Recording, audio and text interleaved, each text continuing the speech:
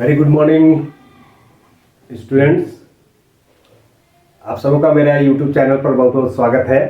यदि आप इस चैनल पर नए हैं तो इसे ज़रूर सब्सक्राइब कर लें ताकि आपको नई नई जानकारियाँ इस पर मिलते रहे। अगर आप इसका बेल आइकन नहीं दबाए हैं तो इसे ज़रूर दबा लें ताकि नई नई नोटिफिकेशन आपको मिलता रहे।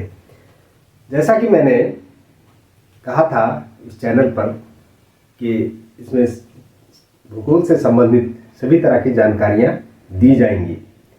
तो आप सबों के रिक्वेस्ट पर आज हम डिस्कस करने वाले हैं झारखंड पीजीटी का जो एग्ज़ाम होने वाला है +2 का, उसके संबंध में चर्चा करेंगे। चर्चा ये करेंगे कि जो पुरानी क्वेश्चन आए हुआ है उसके संदर्भ में हम बात करेंगे। किन बातों को आपको ध्यान रखना चाहिए और आप कैसे अधिक से अधिक इसमें स्कोर कर सकते हैं, इन चीज़ों का भी बीच बीच में मैं ट्रिक्स ज़रूर दूंगा। और चूँकि ये जो क्वेश्चन आया है ये 200 क्वेश्चन है टोटल, तो एक सेशन में ये काफ़ी लंबा हो जाएगा। तो मैं कोशिश करूँगा कि कम से कम सेशन में इसे कंप्लीट कर पाऊँ, लेकिन फिर भी ये पार्ट बाय पार्ट में आपके समक्ष आएगा। तो किन बातों को आपको ध्यान रखना चाहिए? आपको सबसे पहले तो इंस्ट्रक्शन अवश्य पढ़ना चाहिए कि क्या क्वेश्चन में निगेटिव मार्किंग तो नहीं है। अगर निगेटिव मार्किंग है तो आपको अतिरिक्त सावधानियों की आवश्यकता है। क्या आवश्यकता है कि जो आप एकदम कंफर्म है उनको तो आप पहले टिक लगाएं इसका। और ये भी हम इसमें चर्चा करेंगे कि आप कैसे, अगर आप नहीं जान रहे हैं तो इलिमिनेट करके आप सही उत्तर तक कैसे पहुंच पाएंगे, इन चीज़ों को भी चर्चा करेंगे। तो जैसा कि ऑब्जेक्टिव एग्जाम में होता है ये, इसमें ज़्यादा से ज़्यादा एलिमिनेशन राउंड होता है। बेसिकली आजकल जो कंपटीशन हो गया है, जिस तरह की प्रतियोगिताएँ हो गई हैं, तो स्कोर काफ़ी अधिक चला जाता है। अच्छा, कुछ लोग ऐसा करते हैं कि काफ़ी स्कोर करके आते हैं और फिर कहते हैं कि मेरा नहीं हो पाया। ऐसा क्यों हो पाता है? असल में जब निगेटिव मार्किंग होता है तो बहुत सारे क्वेश्चन जो वो सही किए, लेकिन वो निगेटिव के कारण नेट जो उसका स्कोर है वो कम हो जाता है। तो इन बातों को ध्यान रखिए। अगर निगेटिव मार्किंग नहीं है तब तो आप जितना क्वेश्चन है 100% वो क्वेश्चन को जरूर अटेम्प्ट करें, और अगर जो निगेटिव है तब उन्हीं क्वेश्चन का आप अटेम्प्ट करें जिसमें आप कंफर्म है या श्योर है। आज हम जो चर्चा करेंगे पुराने क्वेश्चन का, उसके आसपास के चीज़ों को, न सिर्फ उसका आंसर को समझेंगे बल्कि उसमें और क्या संभावनाएं हैं, प्रश्न उससे संबंधित आ सकता है कि नहीं, जरूर एनालिसिस करना चाहिए प्रीवियस ईयर का। तो चलिए शुरू करते हैं। पहला क्वेश्चन जो है ये आपके बोर्ड पर दिख रहा होगा।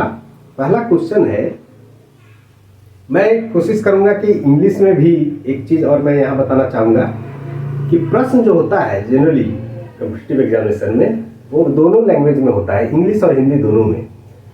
तो क्वेश्चन जो सेट होता है वो बेसिकली इंग्लिश में ही होता है और उसका ट्रांसलेट कर दिया जाता है। आजकल सॉफ्टवेयर आ गया है तो उसके माध्यम से उसको ट्रांसलेट कर दिया जाता है। ऐसे परिस्थिति में बहुत बार ऐसा होता है कि जो ट्रांसलेशन है वो एग्जैक्ट मीनिंग को नहीं कर पाता है और हम उसमें जानते हुए, उत्तर को जानते हुए गलत करके चले आते हैं। तो आप अंग्रेजी का भी क्वेश्चन जरूर ध्यान उसमें देंगे। अंग्रेजी का भी प्रश्न को जरूर देख लीजिएगा एक बार कंफर्म होने के लिए। उसके बाद आपका जो हिंदी में क्वेश्चन है उसको आप, उस क्वेश्चन का आप चर्चा करेंगे यानी मतलब उसका जो क्या और आसपास है उनको चर्चा हम करने वाले हैं। तो हम कोशिश करेंगे कि आपको हिंदी में जो क्वेश्चन है वो मैं बोर्ड पर लिख के दिखा रहा हूँ और इंग्लिश में जो है क्वेश्चन मैं पढ़ दूंगा, ठीक है। तो जैसे पहला प्रश्न है हिंदी में, मैं उसको सिर्फ एक लाइन पढ़ता हूँ, बाकी आपके बोर्ड पर दिख रहा होगा। तो जैसे ऊंचाई के वर्धमान के साथ तापमान के वर्धमान को डैश कहा जाता है। क्वेश्चन जो है ये है कि increasing in temperature with increase in height is known as, क्या उसे कहा जाता है? तो आप देखिएगा इसमें आप देख पा रहे होंगे कि पहला जो है वो है लैप्स रेट, दूसरा जो उसका ऑप्शन है वो है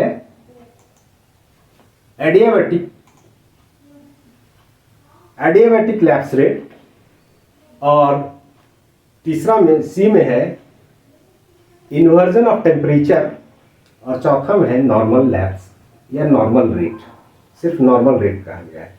तो देखिए ये question basically structure, atmospheric structure का क्वेश्चन है, और ह्यूमिडिटी और प्रेसिपिटेशन से रिलेटेड क्वेश्चंस भी है इसमें दोनों। तो सबको हम चर्चा करेंगे कि लैप्स रेट क्या होता है, एडियाबैटिक लैप्स रेट क्या होता है, और इन्वर्जन ऑफ टेम्परेचर क्या होता है, इन चीज़ों को समझते हैं। तो जब पर प्रति 1000 मीटर यानी प्रति 1 किलोमीटर में 6.5 डिग्री सेंटीग्रेड तापमान में ह्रास होता है, इस रेट को हम कहते हैं लैप्स रेट या नॉर्मल लैप्स रेट कहते हैं, नॉर्मल लैप्स रेट। लेकिन आपके ऑप्शन में नॉर्मल लैप्स रेट नहीं है, सिर्फ लैप्स रेट है ना। तो आप इसके बाद और जैसे है एडियाबैटिक लैप्स रेट या रुद्धोष्म तापमान में दर, ये क्या है इसको समझते हैं। तो एडियाबैटिक लैप्स रेट उसको कहते हैं कि जब अनसैचुरेटेड एयर, असंतृप्त हवा जब ऊपर उठता है, और ऊपर उठने के साथ में वो यदि प्रति 1000 मीटर में 10 डिग्री सेंटीग्रेड के दर से उसमें ह्रास होता है, तो इसको कहते हैं एडियाबैटिक लैप्स रेट या रुद्धोष्म लैप्स दर हिंदी में, ठीक है। तो ये 10 डिग्री सेंटीग्रेड होता है। इसके बाद एक होता है वेट एडियाबैटिक लैप्स रेट। ये क्या होता है वेट एडियाबैटिक लैप्स रेट? ये होता है, उसका मान पहले से जान लें कि प्रति 1000 मीटर पर ये 6 डिग्री सेंटीग्रेड के दर से इसमें तापमान में ह्रास होता है। यानी कि जब हवा ऊपर उठ रहा है ना, तो ऊपर उठने के साथ कंडेंसेशन शुरू हो जाता है। जब सेचुरेशन लेवल पहुंच जाता है, तो सेचुरेशन पहुंचने के साथ वो यानी रिलेटिव ह्यूमिडिटी जब 100% हो जाता है, तो सेचुरेटेड हो जाता है, उस हवा को संतृप्त हवा कहते हैं, और वो कंडेंसेशन शुरू होता है, यानी कि वो अब भाप से वापस पानी में बदलने लगता है। लेकिन इस भाप से पानी में बदलने के दौरान उससे गुप्त ऊष्मा रिलीज होता है, बाहर जाता है। तो ये गुप्त ऊष्मा जब रिलीज होता है, तो आसपास के तापमान को और बढ़ा देता है। तापमान जैसे बढ़ाता है, फिर जो है सो डेंसिटी कम हो जाता है। डेंसिटी कम होने के कारण से फिर हवा ऊपर और उठने लगता है। तो ये जो उठने के क्रम में जो तापमान में गिरावट हो रहा है, कितने के दर से? 6 डिग्री प्रति 1000 मीटर के हाइट पर अगर इसका गिरावट हो रहा है, तो उसको हम कहते हैं वेट एडियाबैटिक लैप्स रेट, है ना। आर्द्र रुद्धोष्म दर। तो ये तीनों, अब इससे जरूर नहीं कि ये क्वेश्चन आए, क्वेश्चन कुछ भी आ सकता है, लेकिन इससे क्वेश्चन एक बन सकता है, इसमें कोई ये तीनों में दे सकता है। इसके अलावा एक और क्वेश्चन इसमें फ्रेम हो सकता है, बन सकता है। वो क्या बन सकता है कि आपको दे देगा, ये तीनों दे देगा लैप्स रेट यानी नॉर्मल लैप्स रेट या लैप्स रेट जो भी कहे, लैप्स दर, और ये ड्राई एडियाबैटिक लैप्स रेट, और ये wet adiabatic lapse rate. Wet adiabatic का मतलब होता है, रुद्धोष्म का मतलब होता है कि न तापमान बाहर से ले रहा है ना अंदर जा रहा है। ये असल में हवा के जो वॉल्यूम है, इसके कॉन्ट्रैक्शन यानी सिकुड़न और फैलाव, एक्सपेंशन और कॉन्ट्रैक्शन के कारण से ये बदलाव आता है, इसी को एडियाबैटिक कहते हैं। तो इसमें क्या प्रश्न बन सकता है? प्रश्न ये बन सकता है, आप इसमें क्वेश्चन ये तीनों दे देगा और इसको बोलेगा कि इसमें सजाए, जैसे दे देगा कि कम से ज्यादा की तरफ सजाए, तो 6 डिग्री, 6.5 डिग्री, 10 डिग्री, और ये तीनों को ऑप्शन दे दिया। और आपको सजाने के लिए दे दिया। एक प्रश्न इस तरह से बन सकता है ना। तो हम लोग इस चीज़ की अभी चर्चा करते रहे चलेंगे कि इसमें और क्या प्रश्न बनने की संभावना है इससे संबंधित। इसमें एक और आपका ऑप्शन है इन्वर्जन ऑफ टेम्परेचर। वो क्या होता है? इन्वर्जन ऑफ टेम्परेचर या तापमान का व्युत्क्रमण या विलोप, है ना। तो वो है नॉर्मली अभी हम क्या देख रहे हैं कि तापमान के साथ में तापमान कम हो रहा है, लेकिन इसका उल्टा अगर कंडीशन हो कि हाइट बढ़े और तापमान भी बढ़ने लगे, तो इस स्थिति को हम लोग कहते हैं इन्वर्जन ऑफ टेम्परेचर। टेम्परेचर उल्टा हो रहा है, टेम्परेचर कम होना चाहिए लेकिन यहाँ बढ़ रहा है। ऐसा कब होता है? ऐसा तब होता है कि जब ठंडे के दिनों में मौसम साफ है और कोल्ड सरफेस है, तो नीचे का जो हवा है वो क्या होता है, उसके कारण से ठंडों के दिनों में हम जानते हैं कि तापमान कम होने लगता है तो उसमें उसका डेंसिटी बढ़ जाता है। डेंसिटी जैसे ही बढ़ जाएगा तो भारी चीज़ें नीचे आ जाएंगी, और नीचे आएगा तो नीचे जो गर्म हवा है वो उसको रिप्लेस कर देता है, ऊपर कर देता है। और एक तो ये कारण है जैसे वैली वगैरह में होता है। दूसरा होता है कि जैसे अगर नीचे का तापमान, नीचे सरफेस काफ़ी ठंडा है तो उस समय क्या होगा, उसमें यह होगा कि नीचे कंडक्शन के कारण से, है ना, एटमॉस्फेयर कंडक्शन के कारण से नीचे का हवा ज़्यादा ठंड हो जाता है जबकि ऊपर गर्म रहता है। तो हम लोग जैसे ऊपर चढ़ते हैं तो हमको तापमान में गिरावट आना चाहिए, लेकिन यहाँ गिरावट नहीं आता है और तापमान में वृद्धि होता रहता है।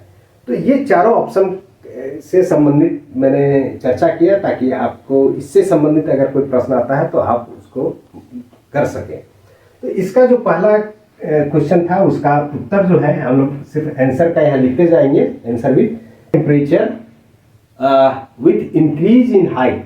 अभी हमने इन्वर्जन ऑफ टेम्परेचर का बात किया कि तापमान बढ़ जाता है हाइट के बढ़ने से, तो इसका आंसर क्या होगा? इसका आंसर जो होगा इन्वर्जन ऑफ टेम्परेचर, यानी आंसर हो जाएगा सी, है ना, इंक्रीज इन टेम्परेचर, तापमान के वृद्धि। तो इसका आंसर सी हुआ। दूसरा प्रश्न आप पढ़ पा रहे होंगे,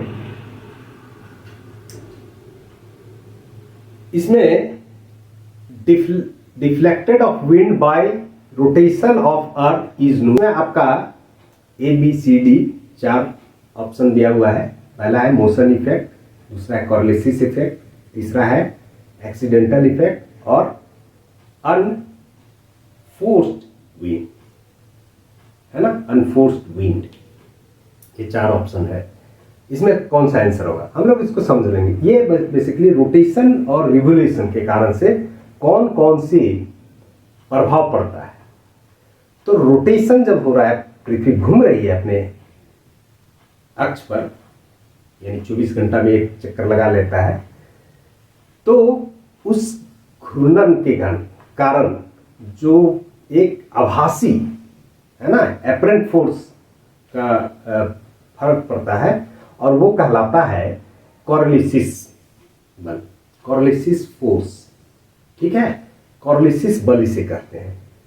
तो इसमें जो ऑप्शन है तो इसको आप सीधा इसका आंसर लिख सकते हैं। इसका आंसर हो जाएगा बी। अब कॉर्लिसिस बल बेसिकली क्या होता है?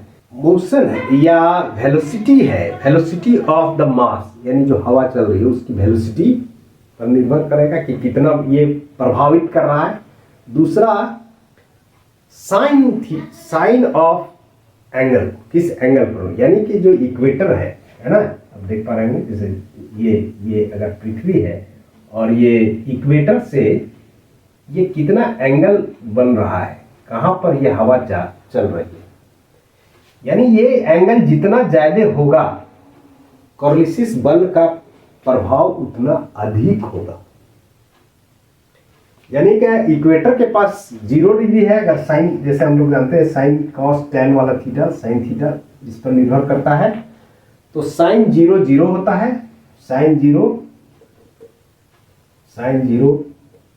0 होता है, और साइन 90 ये 1 होता है, साइन 90 1 होता है ना, यानी 0 से 1 तक ये वेरी करना। हो रहा है, तो सबसे कम बल कहाँ लगे, उसका प्रभाव होगा इक्वेटर के पास, और सबसे अधिक पोल के पास होता है। यानी कि ये एक ऐसा बल है कि उत्तरी गोलार्ध में हवा अपने से दाईं ओर मुड़ जाती है और दक्षिणी गोलार्ध में अपने से बाईं ओर मुड़ जाती है। इस प्रभाव के कारण से इसके खोज फेरल महोदय ने किया था, तो फेरल्स लॉ भी करते हैं, है ना। ये भी प्रश्न से संबंधित हो सकता है, कुछ पूछ दे कि सबसे अधिक कॉर्लिसिस बल कहाँ प्रभावित होगा, तो न ये पोल के पास, चाहे ये उत्तरी गोलार्ध का हो या दक्षिणी गोलार्ध का, है ना। तो ये प्रश्न इससे संभावित हो सकता है। अगला प्रश्न आपके बोर्ड पर दिख रहा होगा, वर्षा की मात्रा की परिवर्तनता को नापने के लिए इनमें से किस तकनीक का प्रयोग किया जाता है। ये क्वेश्चन है इंग्लिश में। द वेरिएबिलिटी ऑफ रेनफॉल को मेजर करने के लिए कौन सा टेक्निक का यूज किया जाता है। उसमें आपका सामने है mean deviation, standard deviation, coefficient of variation और इंटरक्वार्टाइल रेंज। अब इन चारों को समझेंगे कि ये क्या है, ठीक है। पहला है मीन डेविएशन या मार्ग विचलन, हिंदी में जिसको कहते हैं। ये क्या होता है? ये होता है कि नॉर्मल से कितना विचलन हो रहा है ना, किसी चीज का जो एवरेज से कितना डेविएशन हो रहा है, यह अरिथमेटिक डेविएशन।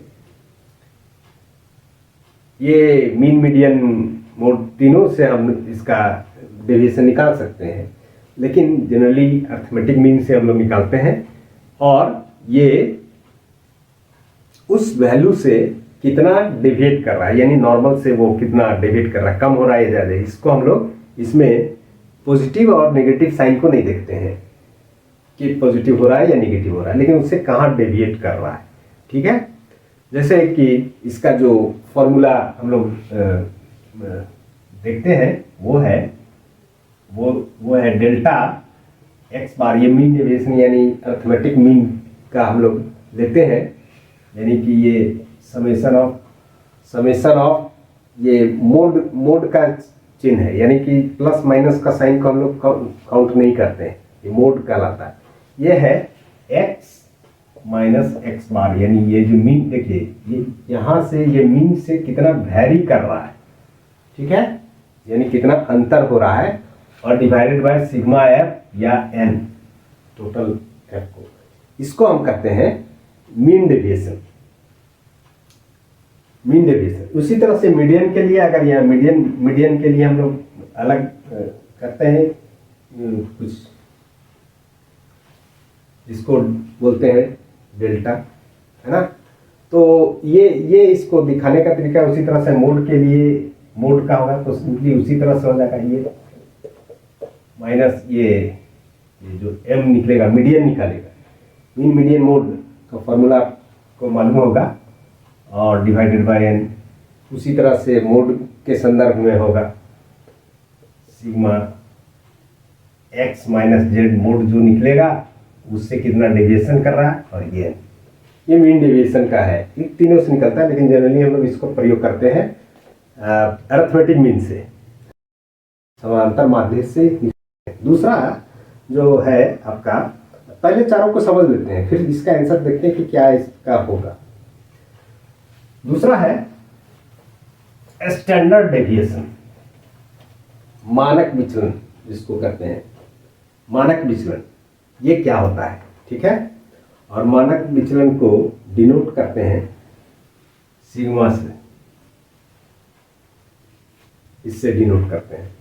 तो ये है कि पॉजिटिव, ये स्टैंडर्ड डेविएशन का फॉर्मूला है, या इसका डेफिनेशन अगर कह सकते हैं, होता है स्टैंडर्ड डेविएशन का या मानक विचलन का, कि यह जो है positive square root of the arithmetic mean of the square deviation of various value from their arithmetic mean.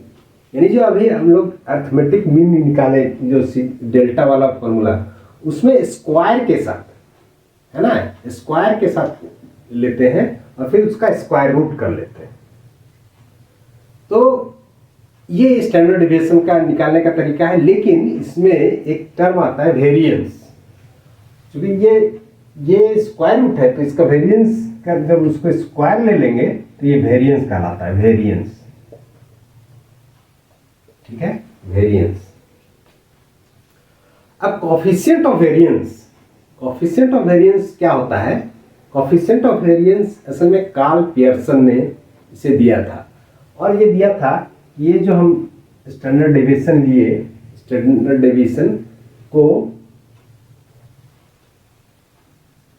हम डिवाइड कर रहे हैं उसके मीन से, और इसको यानी 100 से डिवाइड गुना कर देंगे, इसको कहेंगे coefficient of variance. Coefficient of variance है ना। बेसिकली इसी से हम लोग जो वेरिएबिलिटी है रेनफॉल वगैरह का, इसको हम लोग मेजर करते हैं। इसके बाद आपका कोफिशिएंट ऑफ वेरिएंस है ना, इसी से हम लोग कोफिशिएंट ऑफ वेरिएंस से ही हम लोग इसको देखते हैं। और तीसरा था इंटर क्वार्टाइल, चौथा है आपके प्रश्न में इंटर क्वार्टाइल रेंज। क्या होता है इंटर क्वार्टाइल रेंज? देखिए, तो क्वार्टाइल मीडियन में क्या है कि जो वैल्यू है उसके मिड पॉइंट को वो दर्शाता है। अगर ये क्वार्टाइल मतलब क्वार्टर का मतलब होता है एक चौथाई। ठीक है, तो किसी संख्या को या किसी वैल्यू का जो डिस्ट्रीब्यूशन है उसको 4 बराबर भागों में अगर वो डिवाइड कर दे रहे हैं, फॉर्मूला वही होता है n/4 के हिसाब से होता है। या फॉर्मूला हम लोग डिस्कस नहीं करेंगे, लेकिन सिर्फ आपको कंसेप्ट बता रहे हैं कि होता क्या है। कभी कभी पूछ हो सकता है इंटर क्वार्टाइल रेंज का पूछ दे क्या है नहीं है। तो इसमें जैसे Q1, Q2, Q3, Q4 जैसे एक लाइन है, सपोज कीजिए ये लाइन है, इसको 4 बराबर भाग में अगर हम डिवाइड कर रहे हैं, 1, 2, 3 और ये 4, ये 4 हो गया। 4 क्वार्टर, जैसे एक साल में 4 क्वार्टर 3-3 महीना का लेते हैं, तो इसी को क्वार्टाइल कहते हैं। अगर जो डिस्ट्रीब्यूशन है उसका एक क्वार्टाइल क्या होगा, Q1 कितना होगा, Q2 कितना होगा, Q3 कितना होगा। Q2 बेसिकली मीडियन को ही बोलते हैं, क्योंकि मिड क्या करता है n/2 है ना। इसमें देखिए यहाँ क्या था 3n/4, थर्ड क्वार्टर के लिए 3n/4, फर्स्ट क्वार्टर के लिए n/4, सेकंड के लिए 2n/4, तो 2 कट गए तो n/2 हम लोग जो निकालते हैं मीडियन के लिए, मीडियन क्लास कौन होगा, फिर उससे मीडियन का वैल्यू निकालते थे, तो वो है। तो यही है Q1, Q2, Q3 है ना, Q1, Q2, Q3, Q4। Q4 तो लास्ट है, ये Q1 पहले कराता है। तो ये इंटर क्वार्टाइल रेंज जो होता है ना, बेसिकली ये Q3 माइनस Q1, इसी को इंटर क्वार्टाइल रेंज कहते हैं। इंटर क्वार्टाइल रेंज या सिंपली रेंज कह सकते हैं, कभी कभी रेंज का प्रश्न पूछ सकता है ना। तो ये है, तो इसका आंसर, अच्छा इसका आंसर क्या होगा? इसका आंसर होगा coefficient of variance. Coefficient of variance, तो आंसर कोफिशिएंट ऑफ वेरिएंस किसमें था? सी में था। इसका आंसर हो गया सी। अगला प्रश्न को देखते हैं। अगला, तो इनमें से कौन से प्राथमिक ग्रीन हाउस गैस जनित तापमान की बढ़ोतरी के लिए अपना योगदान नहीं देते हैं या दे रहे हैं? ये प्रश्न है आपके क्वेश्चन में, है ना। इंग्लिश में which one of the following primary green house gases is not associated with the global warming. जो नीचे 4 ऑप्शन है, जैसे वाटर वेपर है, उसके बाद है कार्बन डाइऑक्साइड है, मीथेन है और हाइड्रोजन है। तो इनमें से कौन सा जो है अपना योगदान नहीं दे रहा है? ग्रीन हाउस गैस जो गैसेस हैं उनमें से कौन सा है जो ग्लोबल वार्मिंग में अपना योगदान नहीं दे रहा है? ठीक है, तो ये चारों जो ग्रीन हाउस गैस किसको कहते हैं? ग्रीन हाउस गैस क्यों नाम पड़ गया, या ग्रीन हाउस गैस होता क्या है, ये थोड़ा समझ लीजिए, क्योंकि ग्लोबल वार्मिंग का से संबंधित क्वेश्चन पूछ सकता है। तो बेसिकली ग्रीन हाउस गैस क्या है? उस तरह के गैसेस जो तापमान को बढ़ाते हैं। होता क्या है कि इनका कंसंट्रेशन एटमॉस्फेयर में अगर बढ़ जाएगा तो वो जो आउट गोइंग टेरेस्ट्रियल वेव है, जैसे हीट बजट में हम लोग जानते हैं कि जो इनकमिंग सोलर रेडिएशन है, जो सूर्य ताप आ रहा है, वो दिन के समय आता है, पृथ्वी को गर्म करता है, फिर रात के समय में ये लॉन्ग वेव टेरेस्ट्रियल रेडिएशन के द्वारा वापस अंतरिक्ष में चला जाता है। तो जितना तापमान आ रहा है उतना वापस जा रहा है। ये हीट बजट में आप हमारे वीडियो में देख सकते हैं, ये सब डाला हुआ है। तो हीट बजट में ये रहता है कि जितना आया उतना अगर नहीं जा रहा है तो धीरे धीरे तापमान में वृद्धि होने लगती है। कुछ गैस की ऐसी प्रकृति होती है जो ऊष्मा का अवशोषण कर लेती हैं। तो ऊष्मा का अवशोषण करने में कौन कौन सी गैसेस हैं, इसमें अक्सर हम लोग वाटर वेपर को भूल जाते हैं कि water vapour green house gas नहीं है, लेकिन वाटर वेपर सबसे ज़्यादा ऊष्मा का अवशोषण करता है। इसलिए हमारा जो नीचे का तापमान है उसको मेंटेन किया रहता है। अगर वाटर वेपर नहीं होता तो तापमान में इतना अंतर हो जाता, रात दिन में बहुत ज़्यादा अंतर हो जाता है ना, ये कारण है। तो ग्रीन हाउस, ये चारों ऑप्शन में 3 तो ग्रीन हाउस गैस पूरा है, लेकिन हाइड्रोजन जो है वो नहीं है। हाइड्रोजन ग्रीन हाउस गैस नहीं। तो ये ग्रीन हाउस गैस में इसका या ग्लोबल वार्मिंग में इसका कोई योगदान नहीं है। तो इसका आंसर आप कहेंगे डी होगा, है ना। अभी मैंने बताया कि ग्रीन हाउस गैस क्या होती है, जो आउट गोइंग टेरेस्ट्रियल वेव को रोक लेता है या बाहर नहीं जाने देता। उसका कंसंट्रेशन अगर बढ़ जाएगा, मतलब उसका मात्रा बढ़ जाएगी तो उसको नहीं जाने देगा, अवशोषण कर लेता है और वापस हीट को पृथ्वी के जो एटमॉस्फेयर है उसी में रखता है और ये धीरे धीरे तापमान बढ़ने लगता है, जो अभी लोग फेस कर रहे हैं ग्लोबल वार्मिंग के संदर्भ में। ऊपर है, आप देख पा रहे होंगे, the process of erosion, the removal of material by solution is called, क्या क्या है, एट्रिशन, इजेक्शन, कोरोशन और सैपिंग। ये चारों क्या होता है, आंसर को समझेंगे कि इसका आंसर क्या होगा। तो पहला एट्रिशन, ये होता क्या है।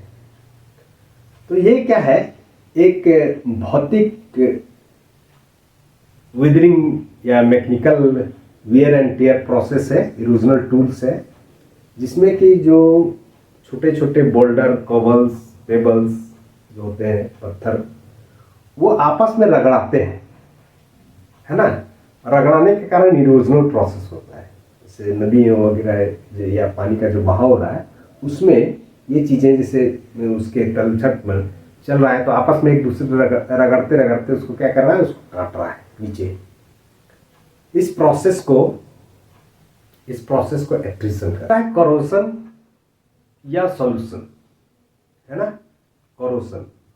जानबूझ के अंग्रेजी पे लिख रहा हूँ ताकि आप कंफ्यूज नहीं करें, क्योंकि हिंदी में जो ट्रांसलेशन है वो जगह अभी देखेंगे प्रश्न में, उसका ट्रांसलेशन का मीनिंग ही चेंज हो जाता है। तो मैं इसलिए इंग्लिश में आपको जो बार बार बोल रहा हूँ कि आप उसको कम से कम देखें, आपको लगे, ताकि इस वर्ड को पहचान सकें और ABCD में आप उसको कर सकते हैं।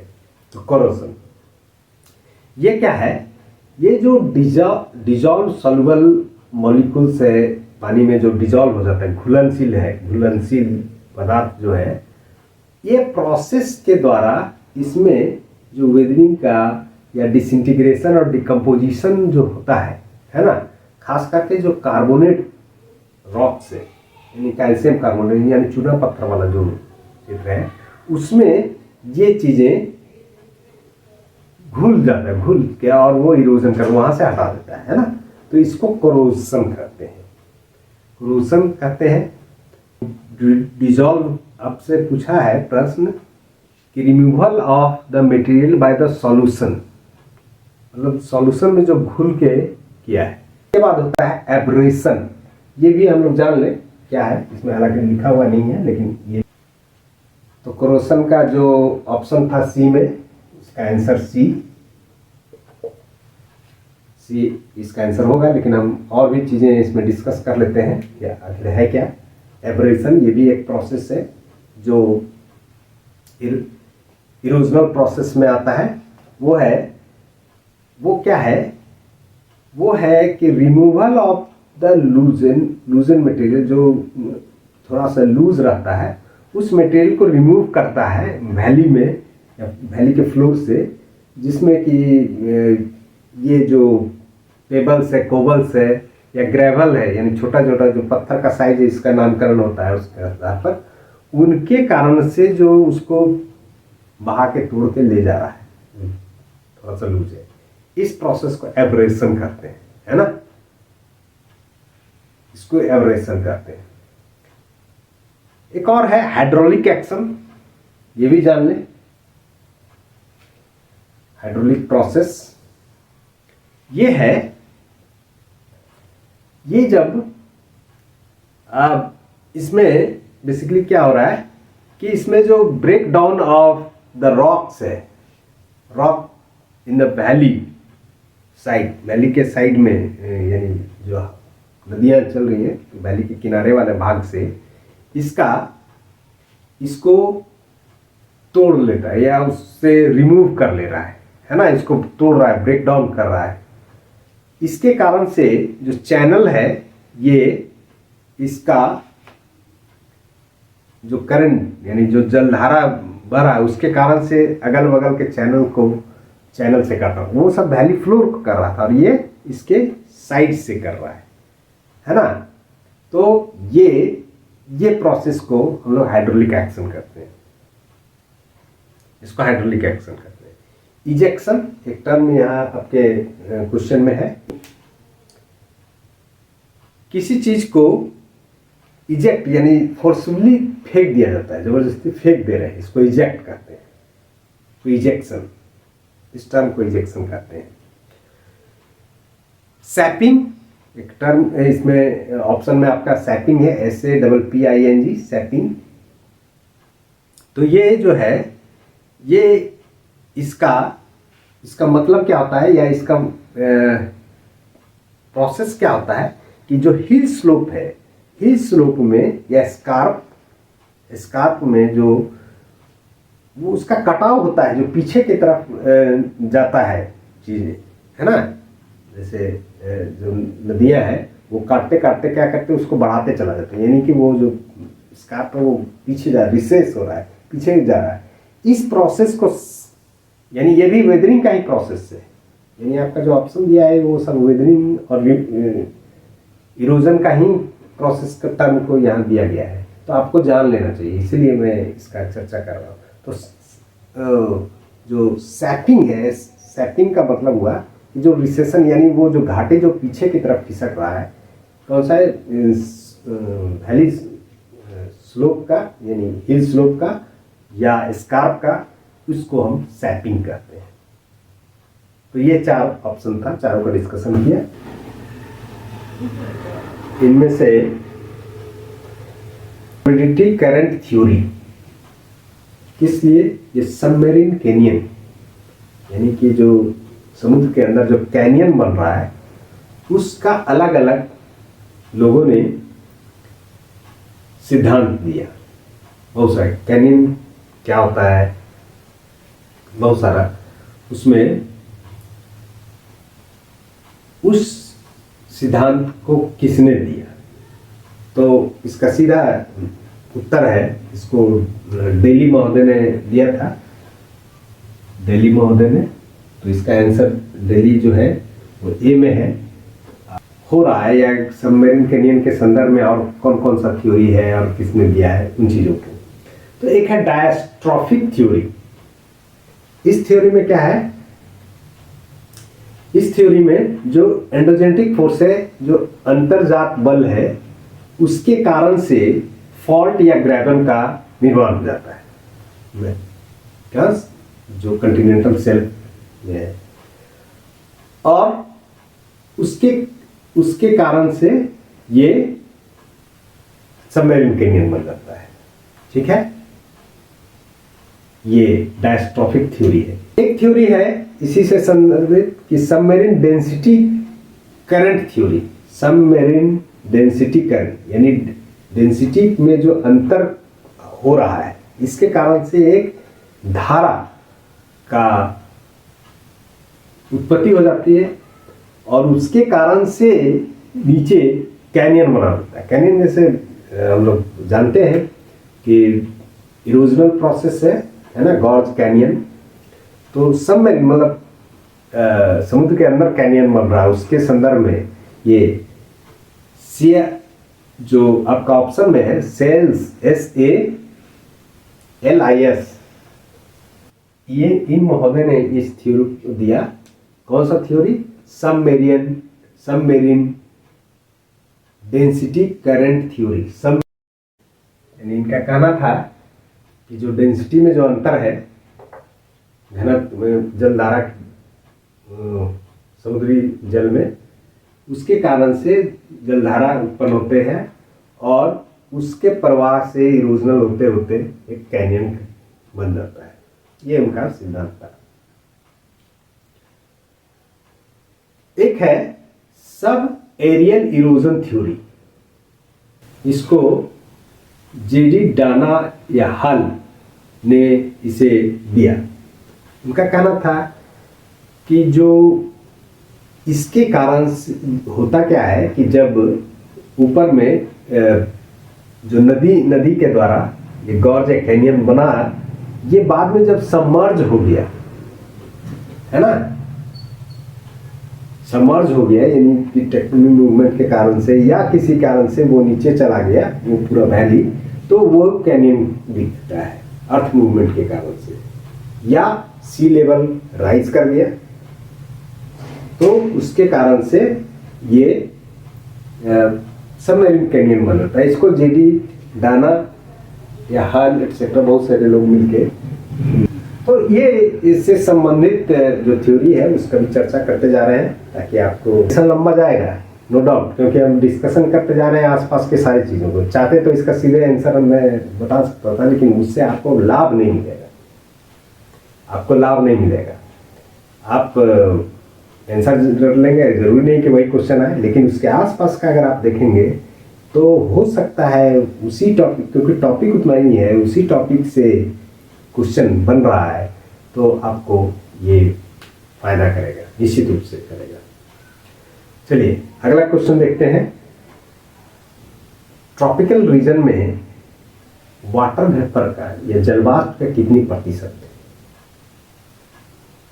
इसमें आपका 4%, 9%, 20% और 30% ऐसा दिया हुआ है। देखिए इस तरह के क्वेश्चन में आप गलती करेंगे और अक्सर ज़्यादा लड़के गलती करते हैं। वो सीधे करेंगे कि ट्रॉपिकल रीजन है तो जरूर है कि तापमान यहाँ अधिक है तो इसमें वाष्पीकरण अधिक होगा, तो कॉमन वो क्या करके आएंगे कि सबसे जो मैक्सिमम वैल्यू दिख रहा है उसको लगा के टिक मार के चलाएंगे। लेकिन आप देखिए आपको यहाँ सावधानी बरतनी, जो ह्यूमिडिटी है और जलवाष्प की मात्रा में अंतर है ना। जलवाष्प की मात्रा हम जानते हैं कि रिलेटिव ह्यूमिडिटी 100%, मतलब रिलेटिव ह्यूमिडिटी जब ज़्यादा होगा 70-80% तो वर्षा होने लगता है। आप पूछ सकते हैं कि सर तो पर क्या उसको हम जलवाष्प से नहीं जोड़िए, लेकिन यहाँ प्रश्न जो आपसे पूछा गया है वो कह रहा है कि कुल वॉल्यूम का कितना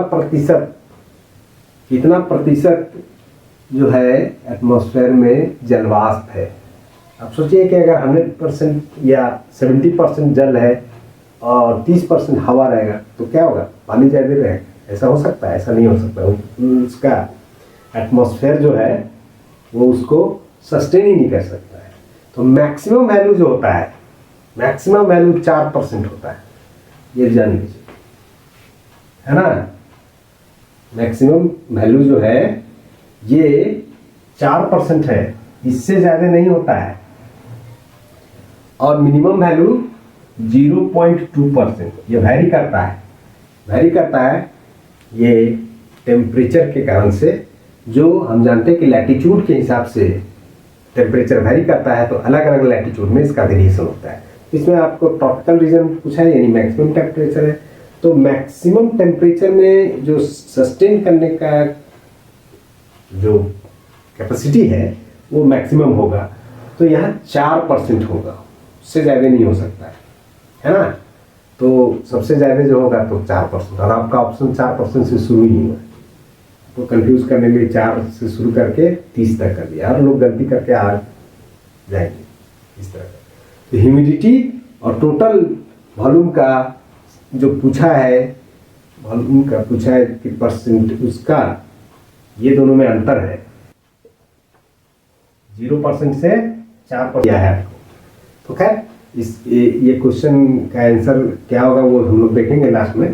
पहले समझ लेते हैं कि जो समुद्री जल है उसका जो सैलिनिटी लवणता है ना, लवणता से ये प्रश्न है उससे संबंधित।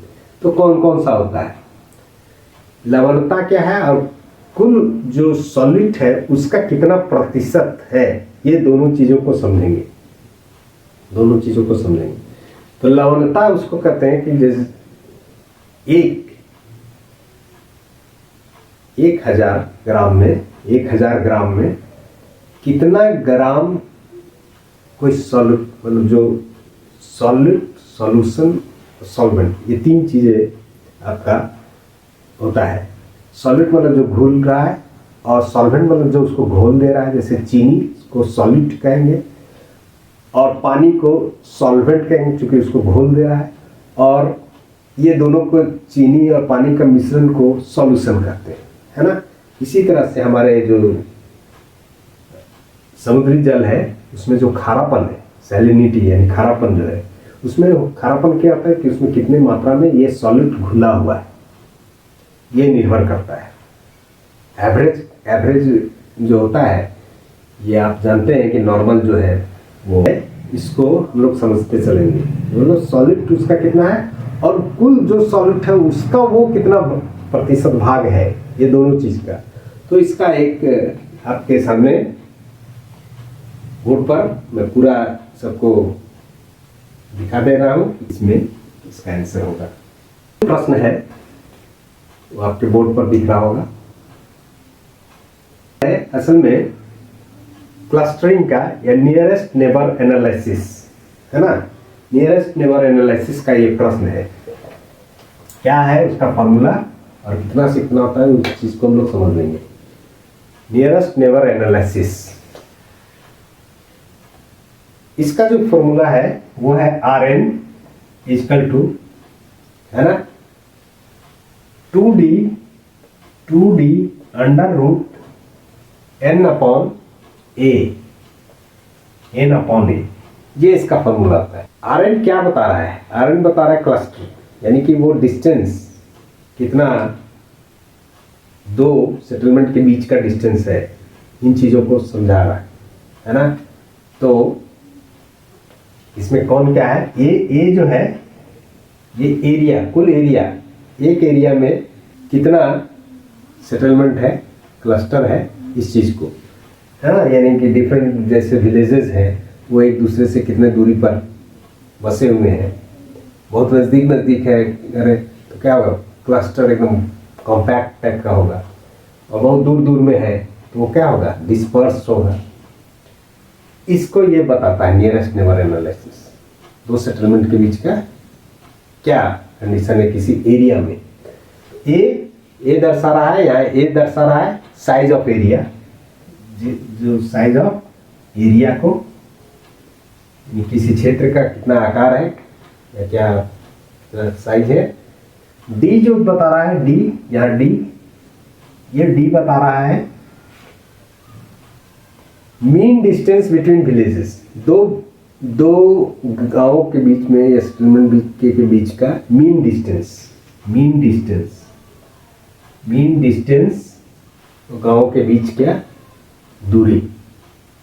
और एन जो है ये नंबर ऑफ विलेज है, वो कौन सा इंडिकेट कर रहा है, रैंडम डिस्ट्रीब्यूशन ऑफ सेटलमेंट का, रैंडम डिस्ट्रीब्यूशन ऑफ सेटलमेंट का।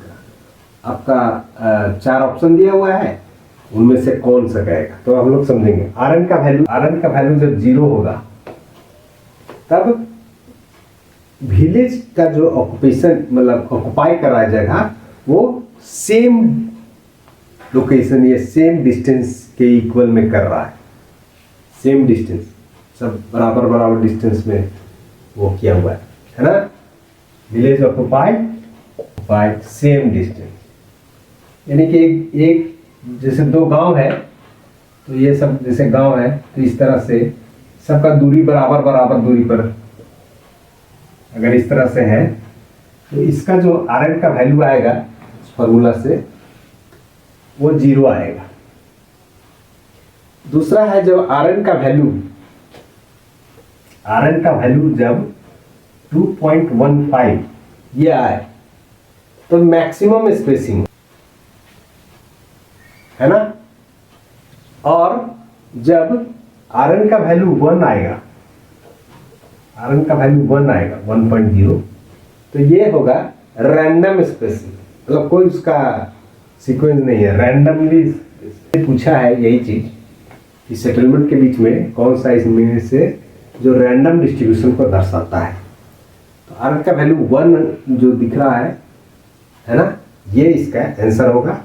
लेकिन आपको पूछ सकता है जैसे कॉम्पैक्ट मैक्सिमम कौन होगा है ना, और मिनिमम कौन होगा, Rn 0 से 2.5 ये आपका ये वैल्यू दे सकता है और भी इससे संबंधित प्रश्न बन सकता है।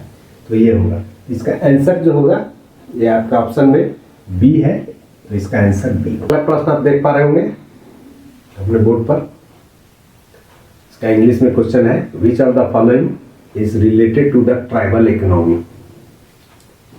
ट्राइबल इकोनॉमी से कौन सा इनमें से रिलेटेड है? पहला है इंटेंसिव कल्टीवेशन, दूसरा है फूड इंडस्ट्री, तीसरा है माइनिंग एंड क्वायरिंग, और चौथा है शिफ्टिंग कल्टीवेशन। इसमें बहुत आसानी से आप इसका जवाब दे सकते हैं, शिफ्टिंग कल्टीवेशन। लेकिन हम लोग जान लेंगे थोड़ा सा और ये क्या है, इंटेंसिव कल्टीवेशन क्या होता है, फूड लूज इंडस्ट्री क्या होता है, माइनिंग क्वायरिंग को आप जान ही रहे हैं और शिफ्टिंग कल्टीवेशन को भी आप जान रहे हैं, तो इसकी चर्चा की जरूरत नहीं समझते हैं। लेकिन इंटेंसिव कल्टीवेशन क्या है, यहाँ पहले बता देते हैं कि इसका आंसर जो शिफ्टिंग कल्टीवेशन है ये डी है, तो आप डी इसको सीधा राइट। तो इसमें आया है फूड लूज इंडस्ट्री क्या है और इंटेंसिव कल्टीवेशन क्या है। इंटेंसिव कल्टीवेशन जानते हैं कि आपको एक ही जगह जो कृषि ऐसा गहन कृषि जहाँ होती है उसको इंटेंसिव कल्टीवेशन कहते हैं, यानी कभी भी किसी भी सीजन में वो भूमि पड़ती नहीं रहेगा, है ना, पड़ती नहीं रहेगा, और उस तरह एक्सटेंसिव मतलब कि बहुत विस्तारित होगा। जैसे बड़ा बड़ा फार्म रहता है जैसे स्टेपी रीजन वगैरह में है, वहाँ एक्सटेंसिव फार्मिंग होता है, इंटेंसिव नहीं होता है, एक्सटेंसिव होता है। हमारा मानसून एशिया में इंटेंसिव, चूँकि ज़मीन कम है पॉपुलेशन बहुत ज़्यादा है तो यहाँ इंटेंसिव होता है। दूसरा यहाँ है फूड लूज इंडस्ट्री। ये फूड लूज इंडस्ट्री क्या है, किसको कहते हैं? वेबर के थ्योरी में आप देखें उसको अगर आप अध्ययन किए हैं तो उसमें पता है कि इंडस्ट्री का जो आइडियल लोकेशन है वो कहाँ होगा, उसके संदर्भ में वेबर महोदय ने अपना थ्योरी दिया है। तो उसमें जैसे कि रॉ वेस्ट जो है मतलब एक रॉ मटेरियल है, किसी में 2 है, 2 से अधिक है, तो वो कहाँ लगेगा, उसके संदर्भ में इंडस्ट्रियल लोकेशन थ्योरी है, उसकी चर्चा अभी नहीं कर रहे हैं, लेकिन उसके संदर्भ में कुछ ये टर्म आता है फूड लूज इंडस्ट्री उसी थ्योरी में। तो फूड लूज इंडस्ट्री उस तरह का इंडस्ट्री को कहते हैं कि कहीं भी वो मार्केट में हो या जहाँ ओरिजिन ऑफ प्लेसेस हो कहीं लगा है, उसका जो कॉस्ट है उसमें प्रोडक्शन कॉस्ट में कोई अंतर नहीं पड़ेगा।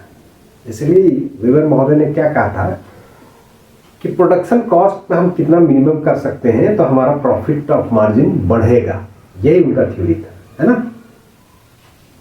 इसलिए इंडस्ट्रियल लोकेशन थ्योरी उन्होंने दिया था। तो ये इस तरह का जो इंडस्ट्री है वो इंडस्ट्री कहीं भी लगाएं उसका कोई प्रभाव नहीं पड़ता है उसके कॉस्ट पर, जैसे कि इलेक्ट्रॉनिक आइटम, उसको हम चाहे मार्केट में बनाए या किसी दूसरे जगह बनाए जहाँ हमारा स्किल लेबर या अवेलेबल है, उस जगह पर अगर लगा दें तो क्या होगा कि या तो वहाँ बनाए और उसको असेंबल करके भी ले जाएंगे तो ट्रांसपोर्टेशन कॉस्ट में कोई अंतर नहीं पड़ेगा। लेकिन बहुत सारा इंडस्ट्री जैसे wait lose industry, weight gain industry होता है। वेट लूज इंडस्ट्री उस तरह के कहते हैं कि जिसमें कि एक यूनिट प्रोडक्शन जो फाइनल आउटपुट है उसके लिए उससे कई गुना ज़्यादा उसका उसमें जो रॉ मटेरियल का वेट है वो लग जाता है। जैसे कि शुगर इंडस्ट्री, उसमें जैसे 1 क्विंटल अगर शुगर बनाना है या 1 टन शुगर बनाना है तो कई 1 टन उसमें उसका जो रॉ मटेरियल है क्या है, गन्ना, तो उतना लगेगा क्योंकि उससे उसका पेराई होगा, उससे रस निकलेगा और उसके बाद शुगर बनेगा। तो वो इंडस्ट्री जहाँ उसका रॉ मटेरियल अवेलेबल है उस जगह पर लगाना ज़्यादा प्रॉफिटेबल है, क्योंकि उसको जब मार्केट तक लेके जाना है, लेके जाएंगे प्रोडक्ट को, तो हमारा कॉस्ट कम से कम होगा। ये चीज़ें।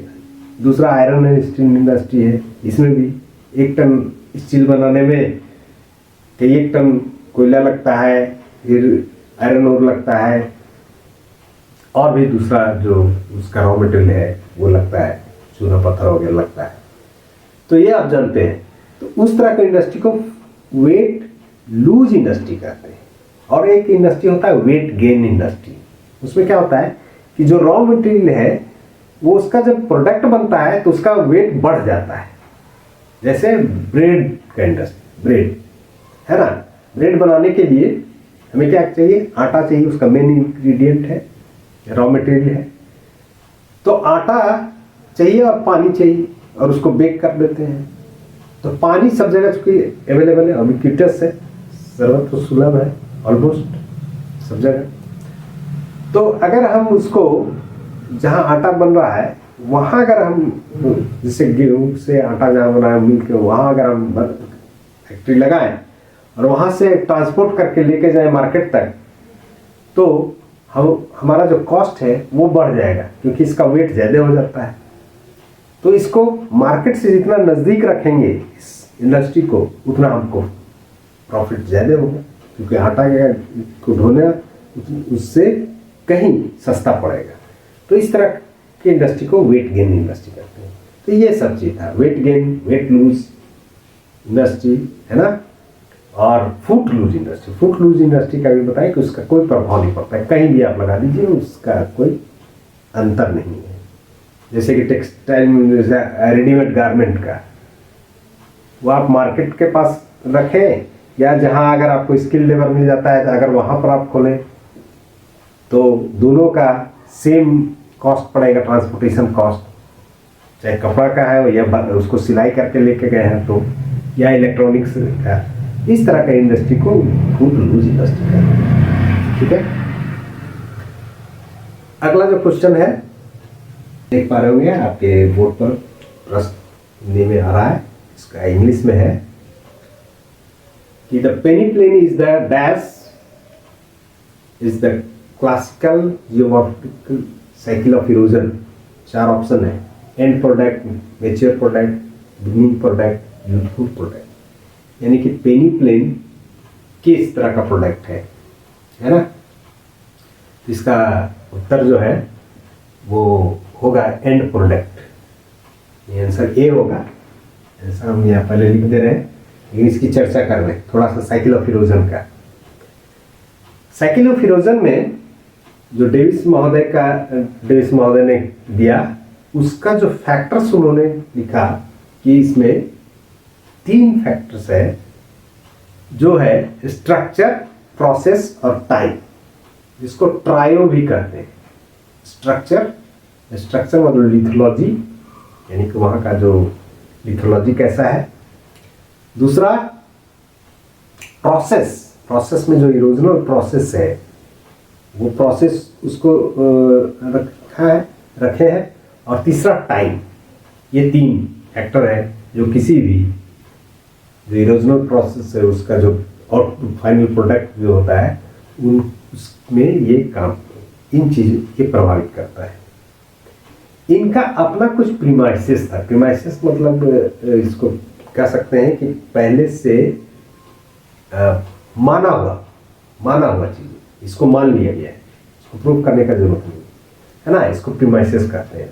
क्या था, ये कहते हैं कि जो लैंडफॉर्म का इवोल्यूशन है वो इंडोजेनेटिक और एक्सोजेनेटिक फोर्स के इंटरेक्शन के कारण से होता है, यानी दोनों का ये प्रतिफल है, अंतर्जात बल और बाह्य बल। अंतर्जात बल में जो टेक्टोनिक मूवमेंट वगैरह हो रहा है उसके कारण से, और बाह्य बल में जो विंड इरोजन है या आपका वाटर इरोजन है, उन एजेंट के कारण से इसका जो अल्टीमेट रिजल्ट है उसके कारण से होता है। इवोल्यूशन ऑफ जो लैंडफॉर्म है किसी प्लेस का, वो एक ऑर्डरली मैनर में होता है, मतलब एक सीक्वेंस होता है। ऐसा नहीं कि पहले कुछ हो गया फिर उसके बाद हो, उसका एक सीक्वेंस है, ऑर्डरली मैनर में होगा। तीसरा उन्होंने जो अपना प्रीमाइसेस था उसमें उन्होंने कहा कि जो इरोजन होता है वैली फ्लोर का, वो कहाँ तक होगा, वो तब तक होते रहेगा जब तक कि ग्रेडेड पोजीशन नहीं या ग्रेडेड कंडीशन नहीं मिल जाए। ग्रेडेड कंडीशन मतलब अल्टीमेट इरोजन, उसके बाद और फर्दर इरोजन नहीं होगा। और ये कहाँ तक होगा, ये होगा कि जो यानी उनका जो साइकिल ऑफ इरोजन में कि उसका जो एनर्जी है वो मिलता है उसके स्लोप और वेलोसिटी ऑफ वाटर का। तो ये दो चीज़ें पर निर्भर करता है कि कितना अमाउंट में पानी है और प्लस उसका स्लोप कैसा है। ज़्यादा स्लोप है तो ज़्यादा वेलोसिटी रहेगा, तो ज़्यादा वेलोसिटी होगा तो ज़्यादा वो चीज़ें तोड़ फोड़ कर सकता है ना। पहले का क्वेश्चन में ट्रीजन वगैरह जो हम लोग ने चर्चा की। और उनका अगला जो प्रीमाइसेस था वो था कि ये जो अपलिफ्टमेंट हो रहा है वो रैपिड होता है, अचानक हो जाता है। किसी टेक्टोनिक मूवमेंट या इंडोजेनेटिक फोर्स के कारण से अचानक कोई चीज उड़ गया और वहां से इरोजनल प्रोसेस शुरू हो जाता है। और पांचवा उनका जो था वो था कि इरोजन तब तक नहीं होता है स्टार्ट जब तक कि ये अपलिफ्टमेंट कंप्लीट नहीं हो जाता है। और इसी पॉइंट को लेकर उनका काफी खिंचाई हुआ, क्रिटिसाइज हुआ इसी प्रीमाइसेस का कि अपलिफ्टमेंट कंप्लीट होगा तब इरोजन शुरू होगा। रियलिटी में ऐसा नहीं है, इरोजन और अपलिफ्टमेंट एक साथ चलते रहता है। और बाद में अलग अलग विद्वानों ने इस पर काफी इन पर प्रहार किया है। तो ये प्रीमाइसेस भी पूछ सकता है क्वेश्चन देकर, है ना। तो ये 5 प्रीमाइसेस था। ये स्टेजेस में कहते हैं यूथफुल स्टेज है, मैच्योर स्टेज है और ओल्ड स्टेज है। यूथफुल स्टेज में क्या है, वैली डीपनिंग करता है, गॉर्ज बनाता है, कैनियन बनाता है। मैच्योर स्टेज में ये जो वी से वैली जो बन रहा था शुरू में, वो अब यू से वैली में कन्वर्ट हो जाता है, यानी कि साइड से भी इरोजन हो जाता है, होना शुरू हो जाता है, यानी रेक्टिलिनियर इरोजन होने लगता है। और ओल्ड स्टेज में कहते हैं कि अब जो ये जो वेलोसिटी है पानी का ये है वो कम हो जाता है, क्योंकि स्लोप काफ़ी कम हो जाता है। और जिसके कारण से ये जो अभी एट्रीजन सस्पेंशन वगैरह था उसमें अब इतना ताकत नहीं है कि वो चीज़ों को ढो सके, तो वो चीज़ों को छोड़ देने लगता है ना। और फाइनली ऑलमोस्ट फ्लैट हो जाता है, प्लेन हो जाता है। और प्लेन होता है और लास्ट में जो एंड प्रोडक्ट बचता है जिसको कि पेनी प्लेन कहते हैं। ये इनका ब्रीफ में डेविस महोदय का थ्योरी था। हो सकता है संभावना है कि इसमें से प्रीमाइसेस ही दे दे कि इसमें से कौन गलत है स्टेटमेंट, तो ये प्रश्न बन सकता है, इसलिए मैंने इसकी चर्चा यहाँ की। देख पा रहे होंगे उसमें है which of the following is not the component of stream load. Stream load का कौन सा इनमें से कंपोनेंट नहीं है।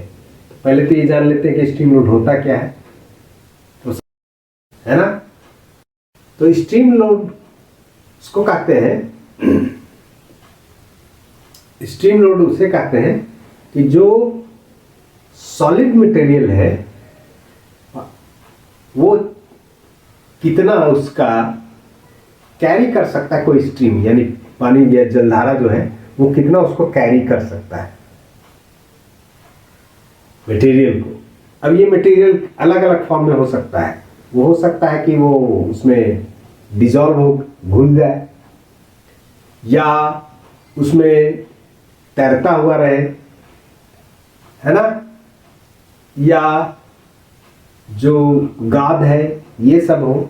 ये सब चीजें वो कितना लेके जा सकता है, मतलब जलधारा चल रही है तो अपने साथ कितना चीज को ले जा सकता है, कितना को ढो सकता है, इसी को स्ट्रीम लोड कहते हैं।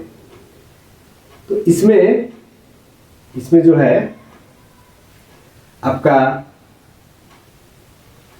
सस्पेंडेड में सस्पेंशन के कारण से होता है, जो ट्रीजन वगैरह के कारण अभी बताया कि उसमें लुढ़क रहा है, कुछ करोजन हो रहा है, कुछ एब्रेशन हो रहा है, ये सब प्रोसेस जो आगे डिस्कस किए वो सब इसमें सहायक होता है स्ट्रीम लोड में। यानी कि एक पानी में कितना चीजें, तो क्या क्या है, तो सस्पेंशन के कारण हो सकता है, छोटा छोटा अगर है और ज़्यादा फोर्स है तो उसमें चलेगा, बड़ा डिजॉल्व हो के चल सकता है, या नीचे का जो गाद है वो भी आगे बढ़ रहा है, उसको भी लेके जा रहा है, तो जो तली पर है, तो ये सब स्ट्रीम लोड कहलाता है। तो इसमें जो ऑप्शन है आपका वो तीनों तो है, बी सी डी, ये तो स्ट्रीम लोड का पार्ट है, लेकिन जो ए है अनसस्पेंडेड लोड ये नहीं है। इसका चूंकि नॉट लगा हुआ है, ये भी ध्यान रखिएगा, नॉट वाला क्वेश्चन में विशेष रूप से आपको ध्यान रखना है, क्वेश्चन को सावधानीपूर्वक पढ़ना है। तो इसका आंसर ए होगा।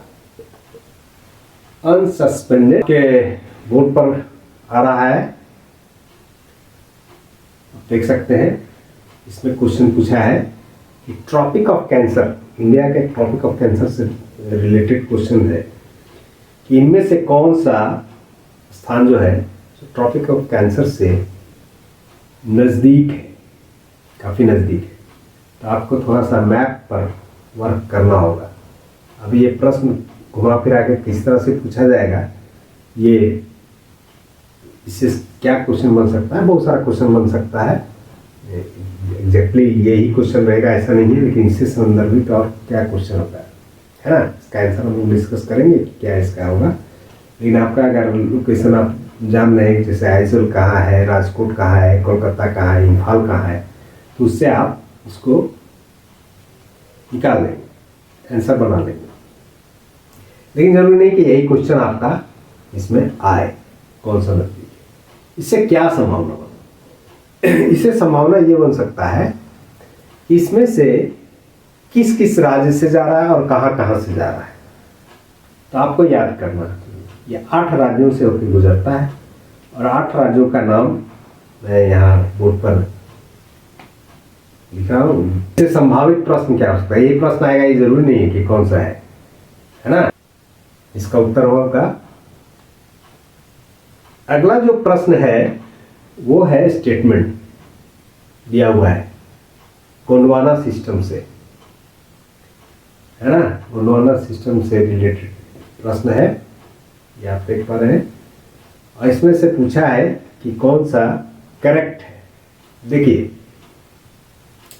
इसमें है, इस तरह का प्रश्न में कुछ कुछ जो डाउटफुल होता है, तो उस तरह के प्रश्न को अवॉइड भी करना चाहिए। लेकिन मैं यहाँ डिस्कस करूँगा, और चूंकि यहाँ जो ऑप्शन दिया है वो थोड़ा डाउट भी क्रिएट कर रहा है। क्यों क्रिएट कर रहा है, उन चीज़ों को समझेंगे। देखिए पहला जो ऑप्शन है आपका स्टेटमेंट में, ये है कि sediments of Gondwana system were deposited under marine condition. Marine condition में का डिपोजिशन हुआ, पहला स्टेटमेंट है। दूसरा स्टेटमेंट है rocks of the Gondwana system are phosphoriferous. तीसरा स्टेटमेंट है rocks of Gondwana system contains metallic minerals deposit. और चौथा जो क्वेश्चन है वो है Gondwana deposition to place in down faulted trough. असल में ये गोंडवाना सिस्टम का जब रॉक का फॉर्मेशन हो रहा था तो ये जो गोंडवाना लैंड है ना, पेंजिया पेंथिलासा का जो अलग हुआ, तो हम जानते हैं कि बीच में पेंथिलासा सीधा पेंजिया उधर ऊपर में और नीचे, तो इसके बीच में जब इसका मूवमेंट हो रहा था और अलग हुआ गोंडवाना और ये लैंड फॉर्मेशन हो रहा था, तो उस काल के दौरान ये जो सिस्टम का डिपोजिशन है, तो आप जानते हैं कि कोयला का सबसे ज़्यादा जो रिजर्व है इसी क्षेत्र में है। और ये ट्रफ में सेडिमेंटेशन के कारण से इसका हुआ। तो जो कंफर्म है वो तो पहले आप टिक कर लीजिए अगर इस तरह का प्रश्न आता है। और इस तरह में समय बचाने के लिए या कंफर्म करने के लिए आपको जो गलत है उसको आपको, अगर वो जान रहे हैं और ऑप्शन में अगर वो दिख रहा है तो उसको आप सीधे काट दीजिए, तो बाकी बच जाता है, वो आंसर आप कर सकते हैं। एक तो इस तरह से ऑप्शन है, ट्रिक किसका मैं बता रहा हूँ।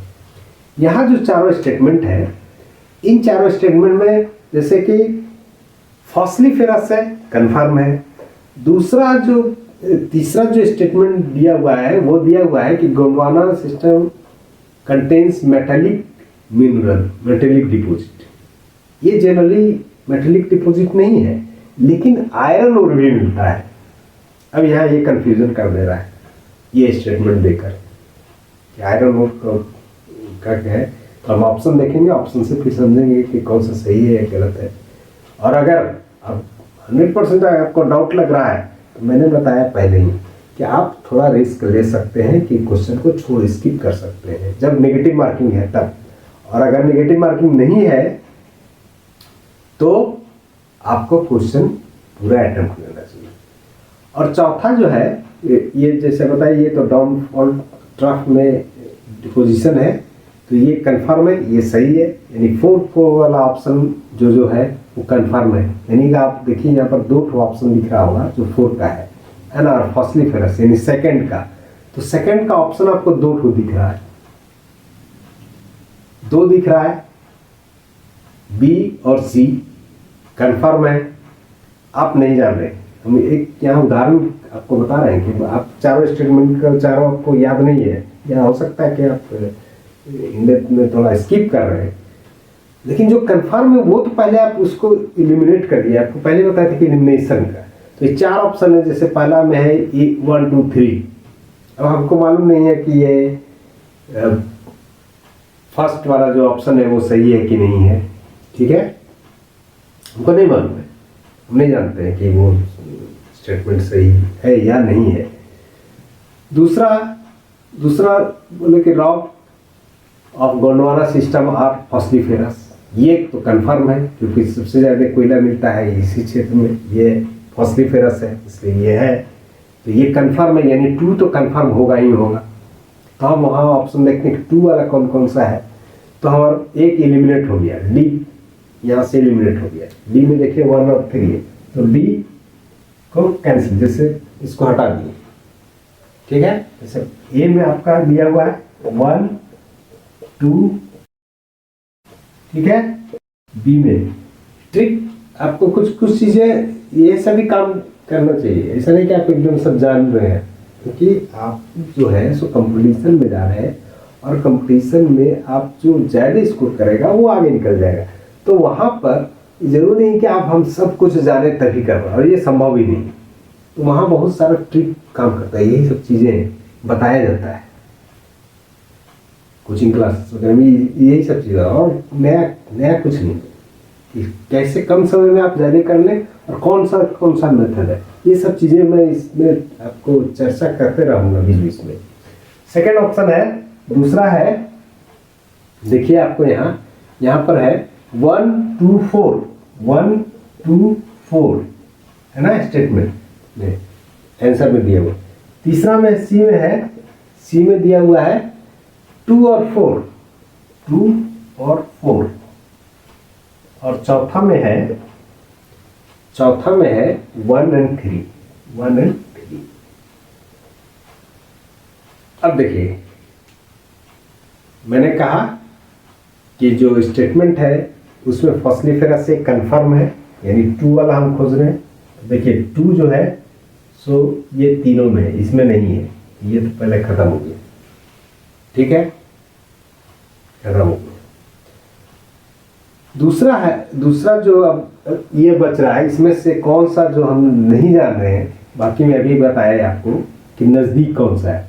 तो मेटेलिक मिनरल्स, लेकिन बताएं कि आयरन और भी होता है। यहाँ थोड़ा सा आपको ये चीज़ें कंफ्यूज हो गए, क्या है, क्या करें नहीं करें, लेकिन उसकी मात्रा कम है।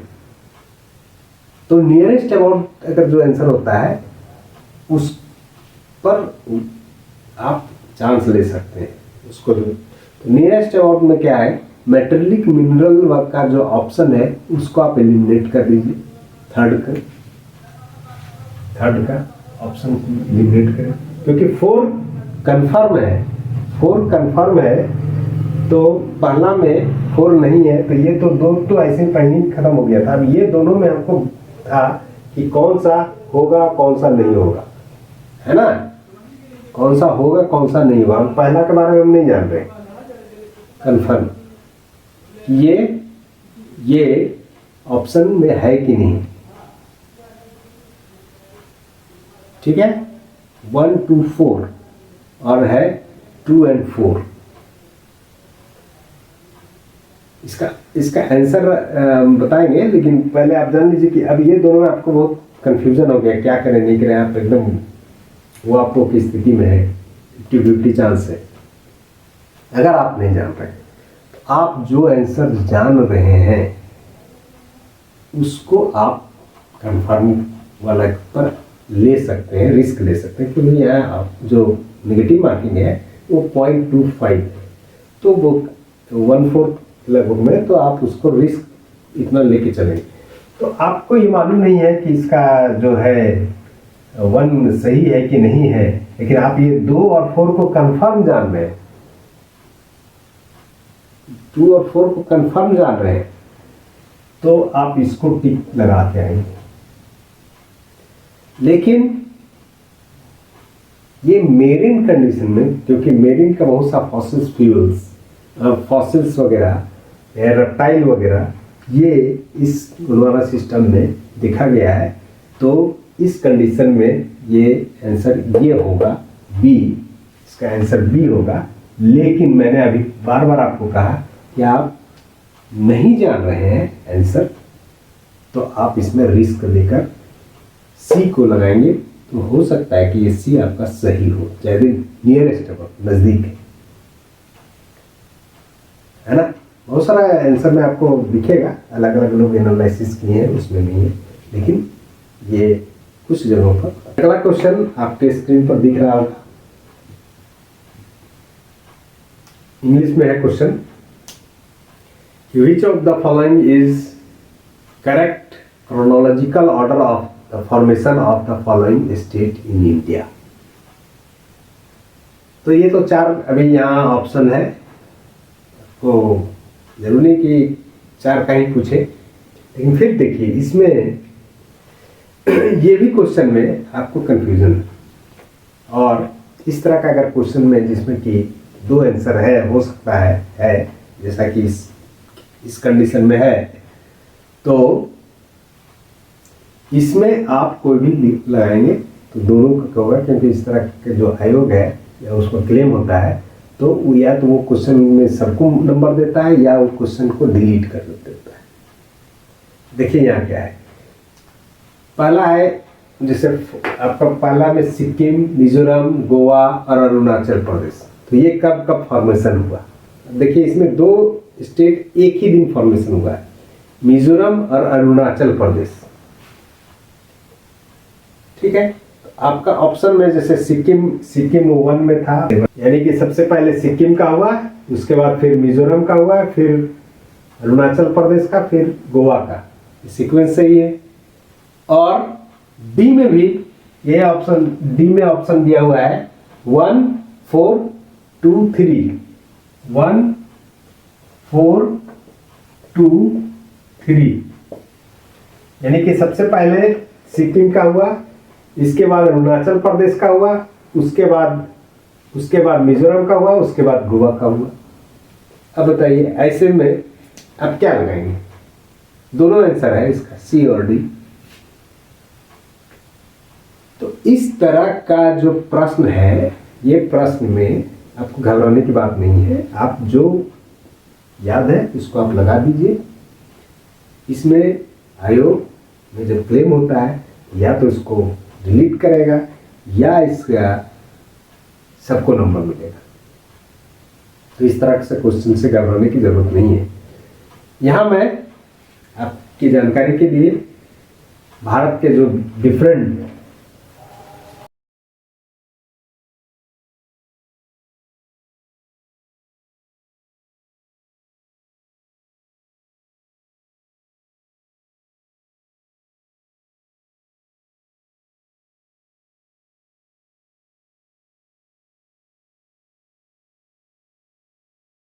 आपके सामने अगला जो प्रश्न है वो देख पा रहा होगा कि यानी 82.5 डिग्री ईस्ट लॉन्गिट्यूड जो इलाहाबाद के पास नजदीक से नैनी एक जगह है, वहां से ये गुजरता है। और ये जो स्टैंडर्ड टाइम का जो है कन्वेंशन, ये 1905 में 1905 में ये कन्वेंशन को एक्सेप्ट किया गया, जो इस लॉन्गिट्यूड पर जो टाइम है वहाँ मिर्जापुर में एक क्लॉक टावर है, उस टावर में जो लोकल टाइम जो होगा उस टाइम को यहाँ का स्टैंडर्ड टाइम जोन या स्टैंडर्ड टाइम को लिया गया, ये एक्सेप्ट किया गया 1905 में। ये ध्यान रखिएगा, मिर्जापुर के पास क्लॉक टावर है ना, ये नजदीक है, उसी लैंग्वेज में जाता है। और जैसा कि बताया कि इलाहाबाद के नैनी के पास से ये गुजरता है, नजदीक है, आप तो सब गया, लेकिन उसमें इतना शहर डेवलप नहीं था तो उसके पास से गुजरता है। तो इसका उत्तर जो है आपका जो ऑप्शन है वो डी है, डी है ना, डी है। यहां हम कोशिश कर रहे हैं कि आपको इस तरह का डिस्कशन करें कि जिससे कि और भी उसके आसपास का प्रश्न बन सकता है। ये हमारा पर्पस ये नहीं है कि ये जो प्रीवियस ईयर का क्वेश्चन आया है उसका सॉल्व करना, पर्पस ये है कि उसके द्वारा एनालिसिस करके कि और क्या संभावित प्रश्न बन सकते हैं। तो आप इसमें जो मैपिंग है, मैपिंग में आप देख सकते हैं कि कहाँ से गुजर रहा है स्टैंडर्ड टाइम, या कभी कभी ये पूछने का कि कौन कौन सा स्टेट से गुजर रहा है, ये भी प्रश्न पूछ सकता है ना, प्रश्न कुछ भी आ सकता है। तो ये आप देख लीजिएगा, ये मैं यहाँ पर मैं उसका मैप लगा दे रहा हूँ, तो आप देख लेंगे। और ऐसे भी आप थोड़ा सा एटलस में उसको देखेंगे। तो चलिए नेक्स्ट क्वेश्चन लिस्ट दिख रहा होगा आपके बोर्ड पर। तो सबसिस्टेंस फार्मिंग में जीवन निर्वाह सिर्फ होता है, उसमें और कुछ नहीं होता है, उसमें बचता नहीं है। इसलिए भारत में जो कृषि की परिस्थिति है वो काफ़ी दयनीय है, क्योंकि यहाँ के जो किसानों का स्थिति है अच्छी नहीं है ना। तो ये जीवन निर्वाह कृषि। फिर से यहाँ पर आपको एक जो प्रश्न है, ये जो प्रश्न दिया गया है वो पूछा है, ये मैप से ही प्रश्न है कि कौन सा करेक्ट सीक्वेंस में है, कहाँ से अगर हम from east to west move करेंगे, यानी पूरब से पश्चिम की तरफ जाएंगे तो कौन कौन सा शहर पड़ेगा। तो इसमें आपके सामने जो है जैसे मुर्शिदाबाद है, गोरखपुर है, भोपाल है, भावनगर है। तो आप जानते हैं कि भावनगर है वो गुजरात में है, यानी सबसे वेस्ट में होगा। मुर्शिदाबाद ये वेस्ट बंगाल का शहर है, गोरखपुर यूपी का है और भोपाल एमपी का है। तो अब आप इसमें सीक्वेंस बनाएंगे ईस्ट से वेस्ट। तो सबसे पहले मुर्शिदाबाद यानी 1 आया, उसके बाद जो पड़ेगा वो पड़ेगा गोरखपुर, गोरखपुर है ना 2, फिर तीसरा जो है वो है भोपाल और चौथा है भावनगर। जरूरी नहीं है कि यही प्रश्न हो, मैं बार बार कह रहा हूं जरूरी नहीं है यही प्रश्न। अब देखिए 1 2 3 4, अब ये जो ऑप्शन है वो इसका आंसर हो जाएगा। 1 2 3 4 आपके सामने जो है ऑप्शन सी में है, तो इसका आंसर सी हो गया, आंसर सी है ना। आप इस तरह से सीक्वेंस कर लेंगे। कोई भी शहर का पूछ सकता है, तो आपको थोड़ा सा मैथ वर्क करना होगा, है ना। मैं मेरे YouTube चैनल का जो चैनल ये में है उसमें मैपिंग के बारे में मैंने बताया है। तो आपके पास अभी इतना समय नहीं है, तो थोड़ा बहुत आप कम से कम एटलीस्ट सभी स्टेट का कुछ इम्पोर्टेंट। नेक्स्ट जो क्वेश्चन है ये आपके सामने बोर्ड पर दिख रहा होगा में सारा। इसमें अंग्रेजी में मैं स्टेटमेंट के बारे में पढ़ रहा हूँ, आप समझेंगे। Which one of the following statement is true about the manufacturing industry, है ना। मैन्युफैक्चरिंग इंडस्ट्री के बारे में कौन सा कथन सही है। Employment not only agriculture but for secondary and tertiary sector. ठीक है, पहला स्टेटमेंट कि जो मैन्युफैक्चरिंग इंडस्ट्री है, उद्योग है, वो न सिर्फ प्राथमिक बल्कि द्वितीय और तृतीय क्षेत्रों में भी ये एम्प्लॉयमेंट जनरेट करता है। तो ये सही है, क्योंकि रॉ मटेरियल वो प्राथमिक क्षेत्र से ही लेता है। जैसे मान लीजिए एग्रीकल्चर का कोई इंडस्ट्री है तो वो प्राथमिक सेक्टर में एग्रीकल्चर हम जानते हैं। द्वितीय सेक्टर में जो होता है, द्वितीय सेक्टर में होता है कि जैसे जो मैन्युफैक्चरिंग है, यानी वो अगर अगला किसी इंडस्ट्री के लिए वो प्रोड्यूस कर रहा है तो उसमें भी वो एम्प्लॉयमेंट जनरेट करेगा। वहाँ जैसे मान लीजिए कि लोहा का है और एक ऑटोमोबाइल सेक्टर है, तो ऑटोमोबाइल सेक्टर में भी कुछ रोजगार सृजन हो रहा है। तीसरा है कि सेवा क्षेत्र में, सेवा क्षेत्र हम जानते हैं कि उसमें ट्रांसपोर्टेशन या अदर जो सर्विसेज है वो आता है। तो ये जो स्टेटमेंट है वो स्टेटमेंट सही है ना। फिर दूसरा ऐसे पढ़ लेना चाहिए और फिर उसके बाद जो है जो स्टेटमेंट है वो है manufacturing industries in our dependency on agriculture, only dependency on agriculture. तो सिर्फ ऐसा नहीं है कि सिर्फ एग्रीकल्चर पर ही डिपेंडेंट है, ये स्टेटमेंट तो है सही नहीं। तीसरा जो था वो है manufacturing industry can help in agriculture modernization. तो ये तो करता है, लेकिन जो पहला जो ऑप्शन था वो ज़्यादा सटीक था। और तीसरा था मैन्युफैक्चरिंग इंडस्ट्रीज क्रिएट अनएम्प्लॉयमेंट। तो जैसा कि आप जान रहे हैं कि ये एम्प्लॉयमेंट को जन्म देता है, न कि बेरोजगारी को जन्म देता है। तो इस तरह से आप इसका जो ऑप्शन है ऑप्शन ए वो सही होगा, है ना। लेकिन देखिए जरूर नहीं कि आपको अगर पहले ही में आंसर मिल जाए तो उसको करें। ये तब किया जाता है जब आपके पास समय नहीं हो, अगर क्वेश्चन का नंबर ज़्यादा है और टाइम कम है, तब आप इस तरह का रिस्क लेंगे। और चूंकि नेगेटिव है इसलिए आप एक बार जरूर पूरा स्टेटमेंट को एक बार जल्दी से क्विकली पढ़ने का प्रयास करेंगे, जल्दी से जल्दी उसको पढ़ लें, ठीक है। अगर ऐसा नहीं करें तो गलती होने की संभावना बढ़ जाती है। जैसा मैं बार बार कहता हूँ कि जब प्रश्न में नकारात्मक या नेगेटिव मार्किंग नहीं हो तो आप इस तरह का रिस्क ले सकते हैं, लेकिन जब अगर नेगेटिव मार्किंग है तो उसमें बहुत कॉशियसली, बहुत सावधानीपूर्वक प्रश्नों का उत्तर देना चाहिए। नहीं है कि वो आपका नेगेटिव हो या नहीं हो, लेकिन आजकल जो ज़्यादातर प्रश्न जो है उसमें नेगेटिव मार्किंग का करता है। ऐसे यूजीसी ये जो मैं प्रश्न का एनालिसिस कर रहा हूँ ये यूजीसी नेट के लिए भी नहीं उपयोगी है, या अदर एग्जामिनेशन के लिए भी, केवीएस के लिए या अदर जो पीजी लेवल का एग्जाम होता है उस तरह के जो प्रतियोगिता परीक्षा है उसके लिए बहुत ही उपयोगी है एनालिसिस जो मैं कर रहा हूँ इस प्रश्नों का। अगला जो प्रश्न है वो देखिए, अगला जो प्रश्न है वो आपका प्रश्न आपके क्वेश्चन में है, इसमें पूछ रहा है कि which one of the following is an example of carbon. इसका तात्पर्य होता है कि कार्बन का कमी है ना, या कौन सा ऐसा जो तकनीक है या एग्जाम्पल है नीचे दिया गया है जिससे कि कार्बन डाइऑक्साइड के कम करते हैं।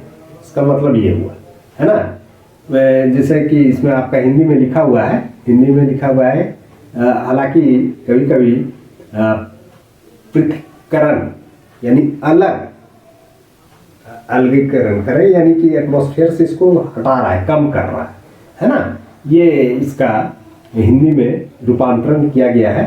तो अब आपके पास एग्जाम्पल ये होता क्या है, तो ये एक ऐसा प्रोसेस है ना, जिसमें कि कार्बन का जो कैप्चरिंग है, it is the process of capturing of carbon dioxide and storing, है ना, and storing atmospheric carbon dioxide. जो वातावरण में कार्बन डाइऑक्साइड है उसको कैप्चर करना और उसको स्टोर करना, ये इसका मतलब होता है। तो हम लोग अभी सब अलग अलग जो है उसको समझते हैं कि स्मोक क्या होता है। तो स्मोक आप जानते हैं कि स्मोक क्या है। स्मोक जो है या स्मोक स्टेक इमिशन, यानी कि जो चिमनी लगा देते हैं, चिमनी लगा के अगर हम जो धुआं को ऊपर छोड़ रहे हैं, क्या इससे कार्बन डाइऑक्साइड को कम कर रहे हैं? तो नहीं करिए, ऐसा नहीं होता है। ये कार्बन डाइऑक्साइड कम नहीं होता है, वो हम नीचे के लेवल से में नहीं रखते हैं जिसमें कि ह्यूमन बीइंग से, बल्कि ऊपर के कर देते हैं। तो ये उसका पृथक्करण नहीं कर रहा है, यानी कि कार्बन डाइऑक्साइड का कंसंट्रेशन कम नहीं कर रहा है। ठीक है। दूसरा ऑप्शन था कि the injection of carbon dioxide substance in geologic reservoir, जो भूमि के नीचे है इसको कैप्चर करके उसको हम लोग भूमि के अंदर उसको डाल दें। यह जो है ये काफी अभी प्रचलित किया गया, और ये जो पृथक्करण है कार्बन डाइऑक्साइड का एटमॉस्फेयर से, इसमें काफी सहायक है ना। और अगला जो, तो इसका कुछ एग्जाम्पल हम समझते हैं कि कैसे कौन कौन सा करते हैं, या जो सब्सटेंस का है उसको कैसे हम उसका रिजर्वायर को या कार्बन को कैप्चरिंग करते हैं। बहुत सारा टेक्नोलॉजी आ गया है। तो जैसे कि जो सिंकिंग सोखने का, कार्बन डाइऑक्साइड को जो सोखता है, तो नेचुरल तरीके से जो सोखता है वो है उसमें है फॉरेस्ट है, प्लांट्स है, ग्रासलैंड है, या ये सब सिंकिंग का। और ये कार्बन डाइऑक्साइड एक सिक्वेशन, ये जो अभी टेक्निक का मैंने जिक्र किया, ये उसको कम करने का या पृथक्करण करने का एग्जाम्पल है। या टेक्नोलॉजिकल कार्बन सिक्वेशन यानी पृथक्करण तकनीक के आधार पर, है ना, या डायरेक्ट एयर कैप्चर, बहुत सारा ऐसा टेक्निक आ गया है जो कैप्चर कर रहा है और उसको स्टोर किया जा रहा है, स्टोर कर दिया जाता है नीचे में। तो इसमें जो आपका ऑप्शन का है ये उसके हिसाब से इसमें जो बी का जो ऑप्शन है एग्जाम्पल है, ये इसके लिए वो सुटेबल है। इसका आंसर बी होगा, है ना। ठीक है। चलिए इसमें प्रश्न में क्या कह रहा है ये समझते हैं। ठीक है। तो इस प्रश्न में ये कहा जा रहा है कि से 300 ppm के बीच में था, जो अचानक से बढ़ के जो 450 ppm, पार्ट पर मिलियन, ppm का मतलब पार्ट पर मिलियन होता है ना, यानी कि जो डस्ट पार्टिकल एटमॉस्फेयर में है वो कितना पार्ट से 1 मिलियन ये में उसका कितना है। इससे हम लोग असल में एयर पॉल्यूशन को मेजर करते हैं या नापते हैं।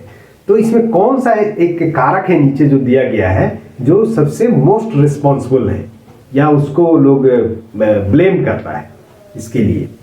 तो इसमें जो है जो अचानक से बढ़ गया बहुत तेजी से, उसमें इंडस्ट्रियल रिवोल्यूशन के बाद से जो फॉसिल फ्यूल का बर्निंग था उसके कारण से काफी तेजी से इसमें जो कार्बन डाइऑक्साइड की मात्रा है, ये कंसंट्रेशन है एटमॉस्फेयर में, वो बढ़ा है। बाकी आपके सामने और भी ऑप्शन जो है, जैसे इन्वेंशन ऑफ एग्रीकल्चर या इंडस्ट्रियल रिवोल्यूशन या स्प्लिटिंग ऑफ मॉलिक्यूल्स, और चौथा जो है स्प्लिटिंग ऑफ एटम्स। तो इनमें से जो सबसे जो सुटेबल आंसर है वो है इंडस्ट्रियल रिवोल्यूशन या B, industrial revolution. Next question है वो है, आपके बोर्ड पर तो मैं बार बार नहीं बोलूंगा कि बोर्ड पर दिख रहा है, आपके सामने दिखते रहेगा। मैं सिर्फ इंग्लिश का जो है वो उसको पढ़ दूंगा और आप उसके बाद उस पर मैं चर्चा करूंगा। अगला है कि the apparent force caused by earth rotation called, earth के घूर्णन गति के कारण से कौन सा ऐसा जो आभासी बल है ना, आभासी बल यानी बल नहीं होता है, वो आभासी बल होता है, तो वो कौन सा है? उसमें आपका ऑप्शन है Coriolis force, centrifugal force, centripetal force और जेट स्ट्रीम। तो ये चारों को समझ लेते हैं कि होता क्या है। तो कॉर्लिसिस बल एक ऐसा बल है जो कि किसी भी रोटेटिंग बॉडी में, बॉडी के होने से एक जो प्रश्न है वो है कि निम्नलिखित में से कौन सा पृथ्वी के घूर्णन के कारण से आभासी बल है। ठीक है, the apparent force caused by the earth rotation is called. आपके सामने ऑप्शन है Coriolis force, centrifugal force, centripetal force और जेट स्ट्रीम। तो समझते हैं कि ये चारों क्या है, फिर उसका आंसर हम लोग देखेंगे क्या होता है। तो कॉर्लिसिस बल या कॉर्लिसिस फोर्स वो बल है, ये एक जब भी कोई भी रोटेटिंग बॉडी है यानी घूम रहा है, रोटेशन में है, तो एक उसमें एक बल उत्पन्न होता है जो कि अपरेंट फोर्स है। वो बल एक्चुअली में होता नहीं है, लेकिन उसका प्रभाव आपको दिखाई पड़ता है, प्रभाव दिखाई पड़ता है। जैसे उदाहरण के लिए आपको यह उदाहरण बता रहे हैं, जैसे आप मान लीजिए कि साइकिल चला रहे हैं, तो जब साइकिल आप चला रहे हैं तो साइकिल चलाएंगे तो आप देखेंगे जब साइकिल स्पीड में है तो आप बैलेंस में रहते हैं, लेकिन जैसे ही धीरे होता है आपका बैलेंस खराब हो जाता है ना, आपका बैलेंस खराब हो जाता है। तो ये कैसे हो? क्योंकि ये जो घूम रहा है पहिया घूम रहा है, तो किधर है? इसमें तो फ्रिक्शनल फोर्स लग रहा है एक तरफ से और दूसरे आगे बढ़ रहे हैं, तो ये दोनों का बल होना चाहिए। ये अपवर्ड बल कहाँ से आ गया, ऊपर क्यों आ रहा है? तो ये जो जैगार्निक इफेक्ट भी इसको कहते हैं, इस तरह का इफेक्ट को फिजिक्स में।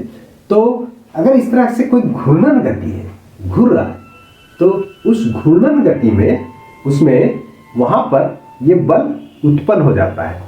तो उत्पन्न हो जाता है और उसके कारण से क्या होता है कि जो आभासी बल है, जैसे कि अर्थ के कंडीशन में, अर्थ के रोटेशन में, इसके कारण से फैल्स महोदय ने एक लॉ बताया कि उत्तरी गोलार्ध में जो हवाएं हैं, पवन है या लिक्विड है, वो अपने से दाईं ओर मुड़ जाती हैं। और आप ये अगर देखेंगे इधर से अगर चल रहा है तो इसके दाएं मुड़ जाना, यानी जिधर से, जैसे कि अगर यहाँ आप देखेंगे कि ये इक्वेटर है और ये बल है यहाँ जो चल रहा है, तो आप देखेंगे कि यहाँ से ऐसे बल आना चाहिए, लेकिन ये जिधर से चल रहा है इससे दाएं की ओर ऐसे मुड़ जा रहा है ना, जिधर से चल रहा है हम लोग हवा के कंडीशन में, और इसमें ऐसे जाना चाहिए, तो इससे इसके बाएं, इधर से चल रहे थे बाएं हाथ इधर, इससे बाएं। तो इस तरह से देखेंगे कि नॉर्थ ईस्ट ट्रेड विंड हो गया और ये साउथ ईस्ट ट्रेड विंड, ये कॉर्लिसिस बल के कारण क्या होता है। और ये जो कॉर्लिसिस बल है वो प्रभावित होता है, वो क्या है, कॉर्लिसिस बल किन चीजों पर प्रभाव या किन कारणों से वो प्रभावित होता है। एक तो है कि velocity of mass, velocity of mass यानी कि यहाँ एयर अगर है तो एयर का जो मासेस है उसका वेलोसिटी कितना है, जितना अधिक होगा उतना अधिक उसमें ये बल या उसका प्रभाव दिखाई पड़ेगा। दूसरा है कि साइन ऑफ थीटा एंगल, है ना, यानी कि साइन थीटा के, थीटा यानी कितना, यानी अगर ये जैसे इक्वेटर से हम जो लैटिट्यूड देख रहे हैं इसके साइन के पोर्शन में देखेंगे, यानी हम जानते हैं कि साइन 0 0 होता है, साइन कॉस tan वाला, और साइन साइन 0 होता है और साइन 90 डिग्री बराबर 1 होता है, यानी 0 से 1 तक ये वैरी करता है। यानी मैक्सिमम कहाँ होगा, यहां पर अगर ये एंगल कितना हो रहा है, 0 हो रहा है, और पोल पर कितना हो रहा है, वो हो रहा है जाके आपका पोल पर जाके 90 डिग्री हो जा रहा है। तो पोल पर जैसे ही जाता है ये हवा, वो पूरा 90 डिग्री पर घूम जाता है। तो कॉर्लिसिस बल का प्रभाव इक्वेटर पर सबसे कम और पोल पर सबसे अधिक होता है। ये चीजें हैं, ठीक है। तो कॉर्लिसिस बल। दूसरा था सेंट्रीफ्यूगल, इसको समझते हैं। तो कोई भी बॉडी जब रोटेशन किसी सर्कुलर पाथ में घूम रहा है ना, सर्कुलर पाथ में घूम रहा है ना, एक बॉडी अगर घूम रहा है तो एक बल इसके सेंटर की तरफ लगता है, इसको हम कहते हैं सेंट्रीपिटल फोर्स, केंद्राभिसारी और केंद्र अपसारी, यानी सेंट्रीफ्यूगल इसको बैलेंस करने के लिए एक इससे बाहर की तरफ लगता है, इसको सेंट्रीफ्यूगल फोर्स कहते हैं, है ना। सेंट्रीफ्यूगल, जैसे कि आप इसका अनुभव कर सकते हैं कि जब आप गाड़ी वगैरह में बैठे हैं या बाइक में बैठे हैं या मोटरसाइकिल में बैठे हैं, जिसमें भी बैठे हैं, और जब ये टर्निंग आता है तो आप एक तरफ झुक जाते हैं, यानी एक बल आप उसको बैलेंस करने के लिए आप उसको करते हैं। तो ये इसको कहते हैं सेंट्रीफ्यूगल फोर्स। और दूसरा सेंट्रीपिटल फोर्स जो केंद्र की तरफ लग रहा है, और दूसरा और सेंट्रीफ्यूगल और केंद्र से बाहर, ठीक है। ये था सेंट्रीपिटल सेंट्रीफ्यूगल। और चौथा जो है जेट स्ट्रीम। तो जेट स्ट्रीम क्या है, ये एक जेट स्ट्रीम के चैप्टर में मैंने बता रखा है, उसको आप वहां जाके देख सकते हैं मेरे प्लेलिस्ट में जाके, क्लाइमेटोलॉजी के टॉपिक में। तो जेट स्ट्रीम क्या है कि अपर ट्रोपोस्फेयर में एक जो विंड है उसका वेलोसिटी एक वेव के रूप में वो तेजी से चलता है, जिसको स्ट्रीम कहते हैं। तो वो जेट स्ट्रीम है। तो यहाँ जो प्रश्न था, ये प्रश्न था कि रोटेशन के कारण से एपरेंट फोर्स जो या है उसे क्या कहते हैं। तो इसका ऑप्शन क्या होगा, कॉर्लिसिस फोर्स, यानी ऑप्शन ए, है ना, ऑप्शन ए। जो प्रश्न है वो है कि पामीर नॉट, है ना, या पामीर का घाट से कौन कौन से जो रेंजेस है वो नहीं है, वो नहीं है। Mountain ranges does not emerge from Pamir not, है ना। तो पामीर का पठार या पामीर का घाट जो है उसमें कौन कौन से पर्वतमालाएं निकल रहे हैं। तो देख लीजिए क्या है, तीन शान, ये आपका देखिए, ये 5 पर्वतमालाएं इस पामीर के नॉट से निकलता है, ये आपको जानना है, ठीक है, पामीर के घाट से। तो अब इसमें आप देख लीजिए कि जो नहीं है इनमें से उस पर आप ऑप्शन में लगा सकते हैं। तो यहाँ पर आपको जारगौस है, जारगौस जो है ये कहाँ पर है, ये असल में ये ईरान में एक पर्वतमाला है, वहां पर ही पाए जाते हैं जारगौस, है ना। ये भी आपको जानना चाहिए, हो सकता है कि ये पूछ दे कि कहाँ पर है। तो ये आपका था। तो इसका ऑप्शन जो है ये आपका डी होगा, उत्तर डी होगा। अगला प्रश्न है वो है कि intertropical convergence zone during the south west monsoon season in India Swift पहला है वेस्टवार्ड, नॉर्थवार्ड, ईस्टवार्ड एंड साउथवार्ड। अब इसको थोड़ा समझ लेते हैं। मानसून का प्रश्न है, मानसून से प्रश्न पूछ सकता है। तो इंटरट्रॉपिकल कन्वर्जेंस जोन्स क्या होता है और उसका क्या प्रभाव पड़ता है इंडिया के संदर्भ में, जो मानसून का चैप्टर है उसमें आप जाके समझ सकते हैं, देख सकते हैं। तो यहाँ थोड़ा सा उसका डिस्कशन कर लेते हैं क्योंकि ये टॉपिक आ गया है। तो इंडिया के कंटेक्स्ट में जो है, जानते हैं कि मानसून का या साउथ वेस्ट मानसून जो है वो कैसे डेवलप होता है कि जब इंडिया का पोजीशन आप जब देखेंगे, है ना, मैप में, आप मैप में जब देखेंगे तो ये हम जानते हैं 8 डिग्री यानी इक्वेटर से ऊपर है, यानी नॉर्दर्न हेमिस्फीयर में पड़ जाता है। तो इंटरट्रॉपिकल कन्वर्जेंस जोन का कहने का मतलब ये हो गया कि इक्वेटर के दोनों तरफ का जो ट्रॉपिकल जोन है ना, उसका कन्वर्जन जोन में वो किधर शिफ्ट करता है। वो शिफ्ट करने से क्या होता है, वो जो लो प्रेशर एरिया है वो शिफ्ट कर जाता है, वो ऊपर नीचे होता है। और अगर वो लो प्रेशर एरिया होगा तो वहाँ क्या होगा, हवा और ज़्यादा इंटेंसिफाई होगा। तो समर सीजन में जैसा कि शिफ्टिंग ऑफ प्रेशर बेल्ट मेरे यूट्यूब चैनल में आप देख सकते हैं, उसमें शिफ्टिंग ऑफ प्रेशर बेल्ट में मैंने इसका डिस्कशन किया है पूरा, उसी से रिलेटेड यहाँ पर ये क्वेश्चन है, मानसून से रिलेटेड है। तो साउथ वेस्ट मानसून, चूंकि ये जो साउथ ईस्ट ट्रेड विंड जो है वो जैसे ही इक्वेटर क्रॉस करता है तो क्रॉस करेगा तो किधर मुड़ेगा, अपने से दाईं ओर मुड़ने लगता है। दाईं ओर मुड़ता है तो यहां से ये इधर है, ऐसे आ रहा था, अब ये इक्वेटर से जैसे ही क्रॉस किया तो अपने से दाईं ओर मुड़ते चला जाएगा, मुड़ते जाएगा आगे। तो ये किधर से जा रहा है, और पवन का जो नामकरण होता है जिस दिशा से पवन आ रही है। तो देखिए आप साउथ वेस्ट से आ रहा है तो इसीलिए साउथ वेस्ट मानसून कहलाता है। यही प्रश्न पूछा है कि साउथ वेस्ट मानसून में इंटर ट्रॉपिकल जोन का किधर शिफ्टिंग होता है। तो ये शिफ्टिंग नॉर्थवार्ड हो जाता है। नॉर्थवार्ड होता है तो ये इसके आसपास में ये 23 डिग्री है ना, ये आप देखेंगे यहाँ इसके इस प्रेशर में यहाँ पर ये प्रेशर बेल्ट शिफ्ट कर जाता है, पूरा का पूरा प्रेशर बेल्ट। ये जो लो प्रेशर जोन है, तो लो प्रेशर जोन होगा तो क्या होगा, और इंटेंसिफाई होगा और हवा तेज आएगा, और जितना ज्यादा तेज होगा वो मानसून ये समुद्र से पानी लेके आएगा और उसके कारण से बारिश होगा। अगर ऐसा नहीं होता है तो वीक मानसून होगा, है ना। इसलिए एक थ्योरी उसमें है इंटर ट्रॉपिकल कन्वर्जन जोन्स में के संदर्भ में, तो मानसून वाला चैप्टर में इसको डिटेल में जानेंगे, आप वहां जाके देख सकते हैं। तो इंटर ट्रॉपिकल जोन ये है कि दो जो ट्रॉपिक है उसका ये शिफ्टिंग किधर होता है। तो ये हमेशा चेंज होता है, विंटर में नॉर्थवार्ड होता है और समर में नॉर्थवार्ड हो जाता है और विंटर में साउथवार्ड हो जाता है पूरा। तो ये रिट्रेटिंग मानसून के समय होता है ना। शिफ्टिंग ऑफ प्रेशर बेल्ट में मैंने इसको डिस्कस किया है कि कैसे प्रेशर बेल्ट शिफ्ट कर रहा है, क्यों कर रहा है। आप उस चैप्टर उस वीडियो को आप देख सकते हैं और समझ सकते हैं।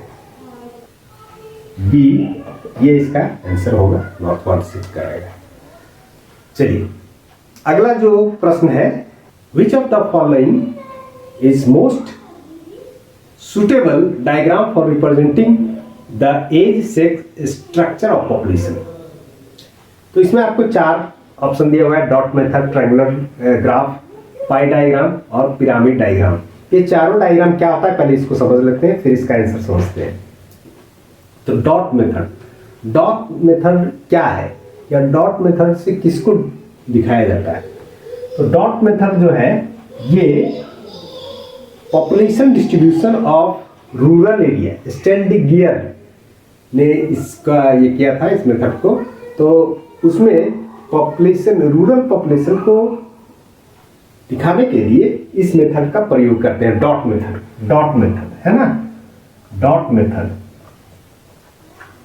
यानी कि मानते हैं कि एक डॉट कितना पॉपुलेशन, या एज्यूम कर लेते हैं, मान लीजिए कि कितना है, अगर 1000 है, 500 है या 1 लाख है, ये डिपेंड करता है कि हमारा कितना पॉपुलेशन का साइज वेरी कर रहा है। उसके हिसाब से एक पॉपुलेशन का, एक डॉट का, और उस डॉट को हम कितना बड़ा लेंगे उसको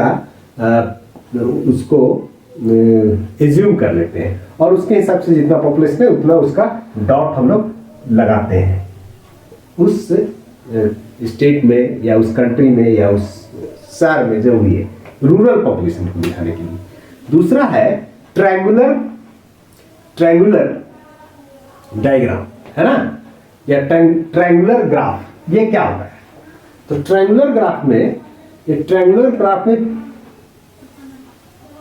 ये देखिए, ये ट्रायंगुलर ग्राफ, इसमें 3 वेरिएबल्स को एक साथ हम लोग दिखाते हैं, या 3 सेट ऑफ डेटा को दिखाते हैं, और बेसिकली इसमें हम लोग जो कंपोजिशन ऑफ सॉइल है, या सॉइल में जैसे हम जानते हैं कि दोमट मिट्टी अलग है, सैंडी है, या क्लेई है, क्या है ना, ये क्ले, सीड्स और सैंड, ये तीनों का प्रपोर्शन हम दिखाते हैं। तो आप देखिएगा कि इसमें जो बीच वाला जो पोर्शन में है, यानी कि जो एरिया है इसमें यानी 33 और 33% अगर तीनों का है, 1/3 1/3 और 1/3 यानी सैंड, सिल्ट और क्ले, ये तीनों का अगर प्रोपोर्शन इधर हम लोग इसको 0 से ये 100 है, उसी तरह से ये इधर 0 से ये 100 है, फिर इधर 0 से ये इधर 100 है, इस तरह से परसेंटेज में हम लोग ये दिखाते हैं ट्रायंगुलर शेप में। तो इसको दिखाने के लिए ये किया जाता है, ठीक है। तीसरा जो है ये है पाई डायग्राम। पाई डायग्राम वो 2 डायमेंशनल फिगर है जिसमें कि डेटा को यानी एग्रीगेट डेटा है एक ही का, उसका डिफरेंट है। जैसे मान लीजिए कि लैंड यूज पैटर्न है या आप किसी ये कर रहे हैं तो उसको आप ब्रीथ चार्ट से, इसको ब्रीथ चार्ट भी कहते हैं, इसमें हम लोग अलग अलग ये एंगल के रूप में दिखा के इस तरह से ये पाई डायग्राम को हम लोग शो करते हैं, ठीक है। चौथा जो है सो है पिरामिड डायग्राम, ठीक है। पिरामिड डायग्राम जो है वो सबसे सुटेबल है, इसमें एज और सेक्स का प्रोपोर्शन दिखाते हैं और उसमें हम लोग जो एज ग्रुप है वो एज ग्रुप 5 इयर्स का लेते हैं। 5 इयर्स का एज ग्रुप का हम लोग लेते हैं, जिसमें कि एक तरफ मेल को दिखाते हैं, मेल को, और दूसरी तरफ फीमेल को, है ना, फीमेल को ये दिखाते हैं। ये 5-5 साल का इस तरह का हम लोग एक बना लेते हैं कि कितना है, ये डिपेंड करता है। इस तरह से नीचे का बेस क्या है, ऊपर क्या है, ये दिखा रहा है। तो इस तरह से आप देखेंगे, इस तरह से टैपिंग होते होते ये पिरामिड यानी ये जो पिरामिड जो इसमें पिरामिड है उस तरह से एक शेप बनता है, तो ये पिरामिड डायग्राम बन जाता है। अब ये जो पिरामिड डायग्राम है इसका कुछ सिग्निफिकेंस है, ये बताता है। इसको आगे हम लोग आगे प्रश्न है उसमें डिस्कस करेंगे, यहाँ आप समझिए ये पिरामिड डायग्राम। तो इसका चारों का हमने बताया, तो इसका उत्तर जो है एज सेक्स का है, तो सीधा है, इसका डी होगा, है ना। मैं प्रयास कर रहा हूँ कि आपको इस तरह से एनालिसिस करूँ कि आप इससे संबंधित और भी प्रश्न है वो आपको फायदा हो किसी भी एग्जाम में जो पीजी लेवल